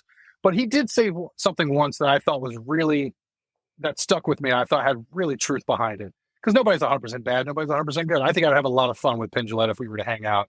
I would just be like, dude, I'm not joining your party. right. You guys are ridiculous. He said things. He goes. I try to approach every question or every problem or any issue. Is there any way to solve this with more freedom versus less? And that's kind Oh, of where he comes from. Yeah. I love He that. goes, is there a way we can solve this problem and help the most people possible, but with more freedom instead of less? And I'm a fan of that concept. I'm a fan of Bill Hicks. I'm a fan of Doug Stanhope and those kind of guys. I'm not as bitter and angry as they are anymore. I used to be very bitter and angry, but I think that's what the yes and growth does. Is there every day, whether it's through my craft, whether it's through my teaching, whether it's through my profession as a filmmaker and a screenwriter and a producer and an actor, or is it as just in my personal everyday life with my friends? Is there a way that I could interact with this person that would successfully and satisfying, not without compromise, but is there a way that I can interact with this person that would be more successful and more satisfactory to both of us and leave them feeling better about meeting me versus feeling worse about meeting me? Mhm. It's a really good question. And I probably have been dancing around this in my mind for a couple of years now. But I think that is the approach where I used to be just a real prick because I hated myself. The reason why I went to school with to college with a lot of famous dudes.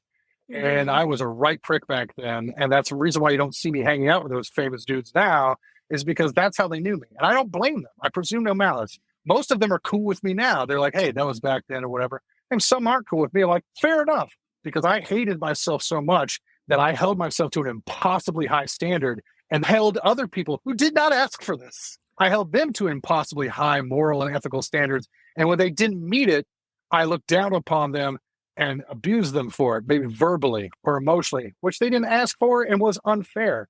I know I have to make up a bunch for that karmically, but also the Irish Catholic in me. But also, I'm like, okay, we lived that way. That didn't work.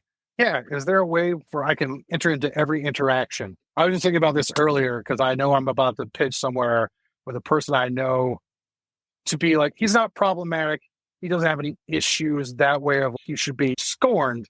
But I know it's going to be a tough time working with them because just the way they treat people or just the way that they have Mhm. like maybe just being brusque or just being, I was like, okay, now I can either tell this guy off and curse him out and do all that kind of stuff, and then get what punch him, right? What does that do?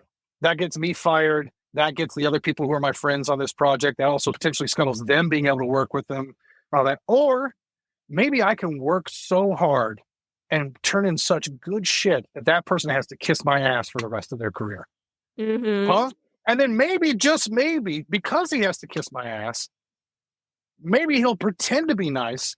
And eventually, after Yeah. all that pretending to be nice, he'll just start being nice by accident, right? If I'm being a professional and I'm working hard and I'm giving them so much good stuff that we're all going to raise our level, a high tide raises all ships, yeah? We're all going to be Yeah. successful. that guy's forced to be around me a lot more, then I may have a little bit more of a comfortability or a relationship where I can say, hey, man, I don't know. I just feel if we go back all those years, and it just seems like this is a thing that's always, it's the argument of maybe there isn't, maybe being trans isn't a disease, like you said that one time where you made that off-color joke about cutting it off or whatever like that. Maybe it's, if you go back in history and look at this stuff, it's been around for a long time. It's just people feel safer now, even though it's also currently one of the least times ever, the least safe times ever. And then that Mm. person can take a moment going, huh, and I work a side hustle where I work with a lot of law enforcement, and I have those conversations multiple times, not specifically on the trans issue, but like multiple issues. Yeah. And then I find a way to talk to them, and where they're, where without fail, most of them are just like, well, you're putting like, that's a good point. I hadn't thought of it that way. And then we're good. Because I have cops in my family. Yeah. Long and short, I probably know that's too long to clip, but I would say for me, my yes and goal, my growth goal is how can I continue to make sure that every interaction with a person I have leaves them satisfied and successful and feel better about meeting me versus feeling worse.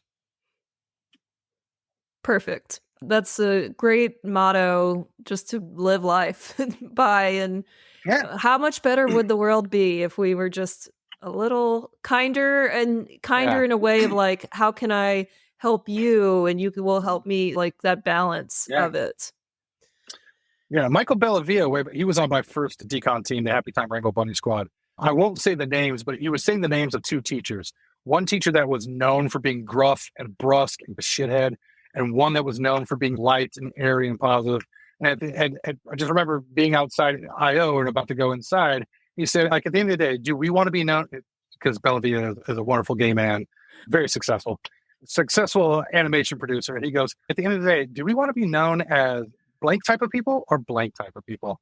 And that stuck with me. We had chips on our shoulders. We're doing the decon. We're going to blow every other team off the stage, and they're going to eat our dust and all that kind of stuff. And he was like, "Is this how we want to be known?" I was like, "Fair, Very fair." fair. And the great irony of being a better, more interesting improviser is being a better, more interesting person.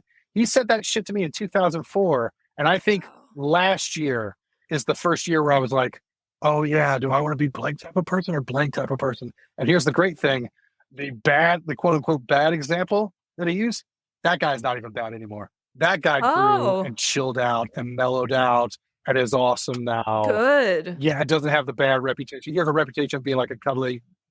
Yeah, he's a bear, but he's a cuddly bear. He's a grandpa. It's that. So it took 20 years for me to pull my head out of my ass and go, "Oh yeah, you should probably be more of a." It was a Bob Dassey. Bob Dassey is the good example. Do we want to be a blank person, or we want to be more Oh, like yeah. Bob Dassey people? So I'll give the shout out to Dassey. For Because it's a good sure. example. This was a nice 2-hour glimpse of what a 6-hour all improv session looks like, or similar, of course, with the focus of the Yeah. attendees in mind. Anyone who's listening, where and how can they find out more about you, BOC? Oh, all the usual social medias, you'll find me. The reason why I use my full Brian James O'Connell is when I Yeah. joined SAG, there was already a Brian O'Connell. So they're like, you have to pick a different name. So I was like, I'll just use my full Oh. name because I don't want to go by, I don't want to be Kevin O'Connell or something like that. So I use Brian. So if you type in Brian James O'Connell and improv into Google, you'll find me. Right. I'm the guy. Yeah, there's a Brian O'Connell in SAG that was already there. There's a Brian O'Connell who is a bass player in a jazz fusion trio with two guys from India. And there's a Brian O'Connell who is a very successful, very graphic furry artist. A lot of Oh. anthropomorphic foxes and cats and dogs Mhm. having sex with each other. Yeah, early days of the internet before you had social media where people would just find your name and an email. I Uh-huh. used to get sent a lot of stuff for Oh, people like, I'm a big fan of your work. Will you look at my art and rate it? oh. I'm not who you're looking for. It seems like you are really good at this. I am a sophomore in college. Yeah, I am not the Brown Collar you're looking for. Oh my And god. they either would never email me again, or they would be like, "Oh my god, I am so sorry." Please. I'm like, no, that's it. It's fine. Hey, no judgment, man. No shame. You It love looks who you good. love. Yeah, you're very Like, talented at what you like do. very talented. Brushwork looks fantastic on that. I won't finish that sentence. So Okay. yeah, all the social medias at B3OC is on Instagram. I think the real B3OC on TikTok. the real Brian James O'Connell on YouTube and Facebook and all that. If you would like to take an all improv class, or if you have a group that wants to study with me, I give online notes. My friends Daredevil in Wilmington, North Carolina, two of my friends started an improv theater there. They tape their shows and they send them to me as YouTube links, and I give them Oh, notes on it. it's a So great I'm available. Yeah, and I'm good at this stuff because I think about it all the time, but also I'm used to reading people's scripts and giving notes. So watching a show, same difference.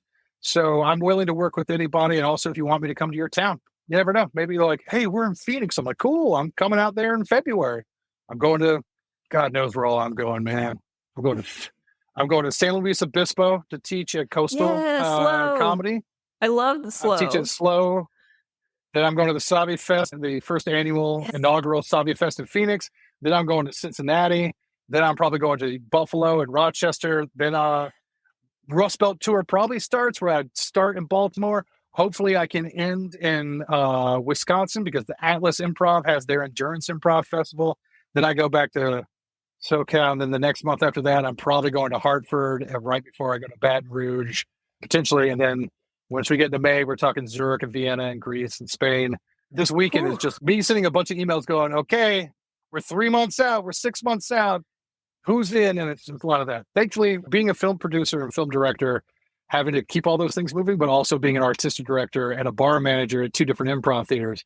I'll never say never, but Yeah. thankfully I've had those skills.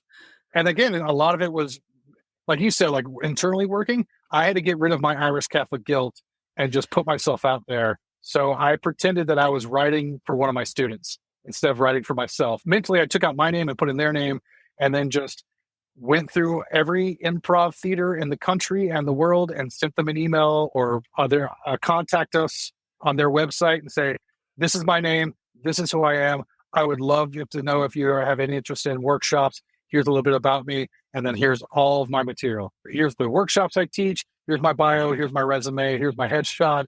Here's my professional bio, but also here's my improv bio. If you're interested, great, let's talk. If not, I absolutely understand. And I give them all the information. This is the base rate I have to pay. Give me somewhere to stay that isn't a couch because my back is bad. And this is like the minimum I have to make. So it's worth giving up things and time with my girlfriend. Yeah. And then I've already helped two other people, Christopher George, who I mentioned, and then my boy Chris Yes. Alvarado. They're like, when you start traveling teaching, like, what'd you do? I was like, boy, strap in. Here's all the stuff, and here's how I do it. Yeah. And then worst anyone can say is no. I'm talking to people in Reno as well. And since I'm going to be in Reno, that means I'm upstate. I'm up at the top of Nevada. So that means it's just a hop, skip, and jump. I'll talk to my friend Colleen at All Out Comedy in Oakland. She's great. We're so happy. She opened her new space and she was able to survive past pandemic, but also you got the Stageworks guys and Leela, who I've worked with before up there Yeah. in San Francisco. I'm like, hey, I'm going to be in Reno. You want me to just come over and then we'll fly back from there? No, it's usually just say, hey, I'm going to be around. Is that a good weekend for you? When's a good weekend for you? Are you interested in this? I almost never get no. I get no, yes, but not right now. Or yes, but how would we do it? I'm like, I've already done the work for you. Here's how it works. The great thing about that is I get to make new friends. I get to meet all these people. And obviously, I get to put money in my pocket and pay my rent. But this is also in the future, which I pride myself on, of bringing people together. In the future, if someone says, hey, I'm going to New Orleans, what's improv? I'm like, boom. First, you got to talk to Rachel Grissom, who was on Happy Time Rainbow Bunny Squad with me. She does the decon backwards and forwards. She's a great improv teacher, but she does most of her time being a sound mixer on big ass movies. Also, you got Fallout Theater that came out of the New Movement catastrophe. They literally built a new one out of that. Stay away from this person. Like, I can connect people. It's nothing makes me feel better than getting like a Facebook message from someone like Jared Walter. It's like, hey man, me and Caseta just moved from Detroit to New York, and now we're at the Pit Theater because we're on the same house team, and we spent 20 minutes talking about what a cool dude you are. I was like, then I've done my job. Done my job as a teacher, as an ambassador of the art form. We are ambassadors of the art form. That's amazing. And just to cap it off, you're going to teach at Camp Yosemite in September. Are you on the yeah. docket? Yeah. Sometimes I'll do other places, but Yosemite is always a lock because of the deconstruction, because you learn Right. forms at deconstruction. You're with one teacher, with one form, with one group the entire time. And For the foreseeable future, I'll do that. My hope, knock on wood, my hope is that I become so successful in my film career that I am no longer available, and therefore Christopher George can take over and start teaching the deconstruction in Yosemite, and then everybody wins. Yes, and Yes, I can make it go on. happen. I can go on late nights with Stephen Colbert. I can tell him what a huge hero he is of mine, not only as an improviser, but as a human being. And then I can tell him about Camp Improv Utopia, and then we'll be sold out for 5 years Yeah. years into the future, right? Our nonprofit will go off the chain. Hey, you're only a few steps away. Yeah, Colbert sits on the board of directors of Second City. Why not us? Why Right? not Camp? Aim for the sun, you hit the moon, you're still in space, baby. I love it. BOC, I am so inspired by this conversation. I love it. You have Thank given you. so much inspiration, freedom, permission in the classes I've taken and just in chatting with you. I'm eternally grateful, and you're doing the hard work. You're doing a lot of work.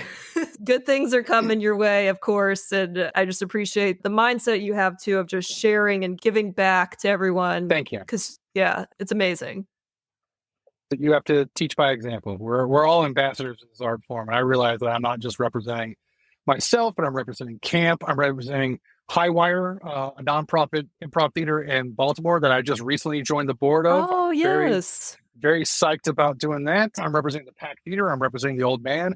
I might go to places and I might represent all of Los Angeles improv. So if I'm a Right. dick or if I'm unethical in my business practices, it'd be very easy for a person to be like, yeah, I played with an LA improviser once. That guy was an asshole. And then I'm carrying around brushes that I'm handing them and say, brush everyone I represent with this brush. I'm the one handing them the brush. It has to be a good brush. It has to be a kind brush. It has to be a knowledgeable brush. But I would say again, too, and I absolutely believe this, thank you so much for the kind words. I really appreciate that. But I'm only as good as the people I work with. So thank you so much for making it such a lovely space to be open and to be vulnerable and to talk about the thing that I love that has given so much to me. So that's I'm not doing this by myself. We claimed to talk all improv today, and we certainly did. We talked all improv. So nice work, BOC. Nice work to our listeners. This has been so much fun. Thank you. And thank you for listening to today's episode. Oh my gosh, isn't BOC just the greatest? Honestly, if there were no time restraints, we probably could have done a 6-hour all improv podcast recording. I don't doubt that BOC had the energy, and I think we could have done it.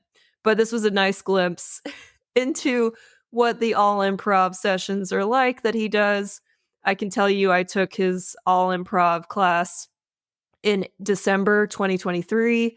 It was at the Glendale Room, and it was on a Sunday in December. And beforehand, I was kind of like, oh, it's December. I've got a lot of stuff to do. Like the next week, I'm traveling and I'll be gone for 2 weeks. I'm tired. I'm stressed. I think tired shows up a lot in my episodes when I talk, but I'm tired. I'm stressed. Like, do I have the time for this? And then I showed up and just immediately I was like, yes, of course I have the time for this. This is absolutely what I needed to hear. This is wonderful. It was so helpful. We spent the first hour just talking about what all the attendees needed and wanted, and really just going over some philosophies like I shared in the second part of the podcast today. Some of the philosophies I've heard BOC say, and it's just so helpful to hear. Sometimes I think you go to classes, and whether it's improv or whatever you're working on in your hobby, sometimes there's a rush to get through the content or the message or whatever you're working on, and you don't have a lot of time to decompress and reflect on things as you're going through it. And so I think just having that discussion and hearing other people say, I struggle with this and I struggle with this. I think someone said, I feel like I say no a lot as a character, which sometimes I think I am more like the person is saying no, which then makes the character say no. And we had this whole like deep dive about that. And I think that's beautiful. Sometimes you don't get that glimpse of teachers. You see them perform and you're like, they're so good. They must have always been good at it. And that's what I'm really enjoying about this podcast is like, I get to ask people about their journey and hear what they went through, all the issues and troubles they had and the struggles and how they got better as they went on. And it just takes time and practice and reflecting and failing and making mistakes and getting better. I know there's a lot to unpack in this episode, and I won't recount it or retell it. But what I want to leave you with is this. When I took BOC's decon class in September 22, I felt so much freedom and permission to create something like this podcast that I never dreamed I would create. And so to have someone tell me you have the freedom and permission to create whatever you want to create is so helpful and transformative to hear. And I've been working with a coach now. I've talked about this in other episodes, but I've been working with a coach now for about a year on just my mindset and doing that inner work piece.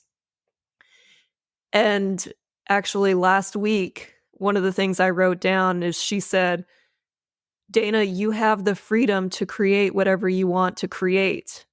Because sometimes I get in my head, I'm like, oh my gosh, are my episodes too long? They're all kind of running an hour and a half to 2 hours with the guests. Are people going to listen to that? Are people going to listen to the whole thing? I want this to be worth the guest's time. I want this to be worth the audience's time. I mean, that is how my mind swirls about the podcast and other things too. And hearing her say that, she said, your podcast can be 2 hours. That's what you're creating. You are creating a product now that usually puts out longer content, and there is nothing wrong with that.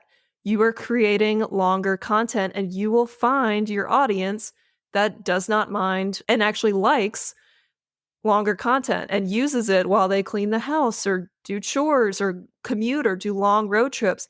There's a market for longer content, and it is okay, and it is absolutely fine to create that longer content. So today, as we're talking, usually, in my head with guests, if the episode's running long, I'm like, oh, when do I cut it off? Like, I need to stop this because I don't want anyone to hate that it's too long. I didn't do any of that today. I just enjoyed the conversation and I was like, oh yeah, okay. I feel like we're at a good point. We're at a good stopping point. We could keep going, but just for the sake of time, we hit all my goals and more that I wanted to chat about. So I feel great about this product. And I want to leave you with that freedom and permission piece that I felt so much after taking BOC's decon class is that you have the freedom and permission to create what you want to create. You will find your audience that enjoys your content if you enjoy doing it.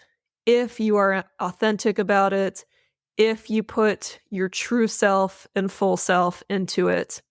So what is that thing? Knowing that you have the freedom and permission to create what you want, what is that thing that you're going to go out and create? And it won't happen overnight. You heard me talk about the podcast and how it's taken a while. I was swirling so many internal judgments and thoughts. It won't be overnight, but you can take one step each day or even 1% more towards creating whatever it is you want to create and really lean into it and give yourself that permission. I needed to hear it from BOC and I needed to hear it from my coach, but now I need to be at the point, and I want to be, and I think I will be at the point where I'm like, yes, I can create what I want to create. And you can too. So you are always welcome to share what it is you want to create, what you're feeling, that permission to create, and what it is you would do with that freedom and permission that you already have. Please check out BOC's offerings. All that he does, he's so much content. He has created so much content in the most amazing way possible. I don't think we talked about it, but for all of his classes that he does, he gives his students a 200 plus page online book/document that he works on and curates and updates too. It's not just like something with all these like old links on it. It is so much improv information. It is like an improv encyclopedia that he gives out for people who attend his classes. And I'm sure, honestly, if you listen to this episode, he would send it to you because he would be so happy that you wanted it. He has created so much. So please check out all his creations and reach out if you think a workshop or a session would be helpful for your improv community. And then if you enjoyed this episode and you want to share what it is you're working on creating or just want to share your thoughts, what's going on, I love, love, love hearing from you. And I'm just so excited that you're here listening. You can reach out to me on my email. That's Dana, Dayna, at improviserspeaking.com. You can also reach out to me on Instagram. I'm at improviserspeaking. Or on LinkedIn, I'm at Dana Gowan. And my website is improviserspeaking.com for all of my sessions and workshops and services. Thank you so much for listening and supporting Improvly Speaking. I want to remind you that you have, and you've always had, the freedom and permission to go out and flex your creative thinking. I'll talk to you next time.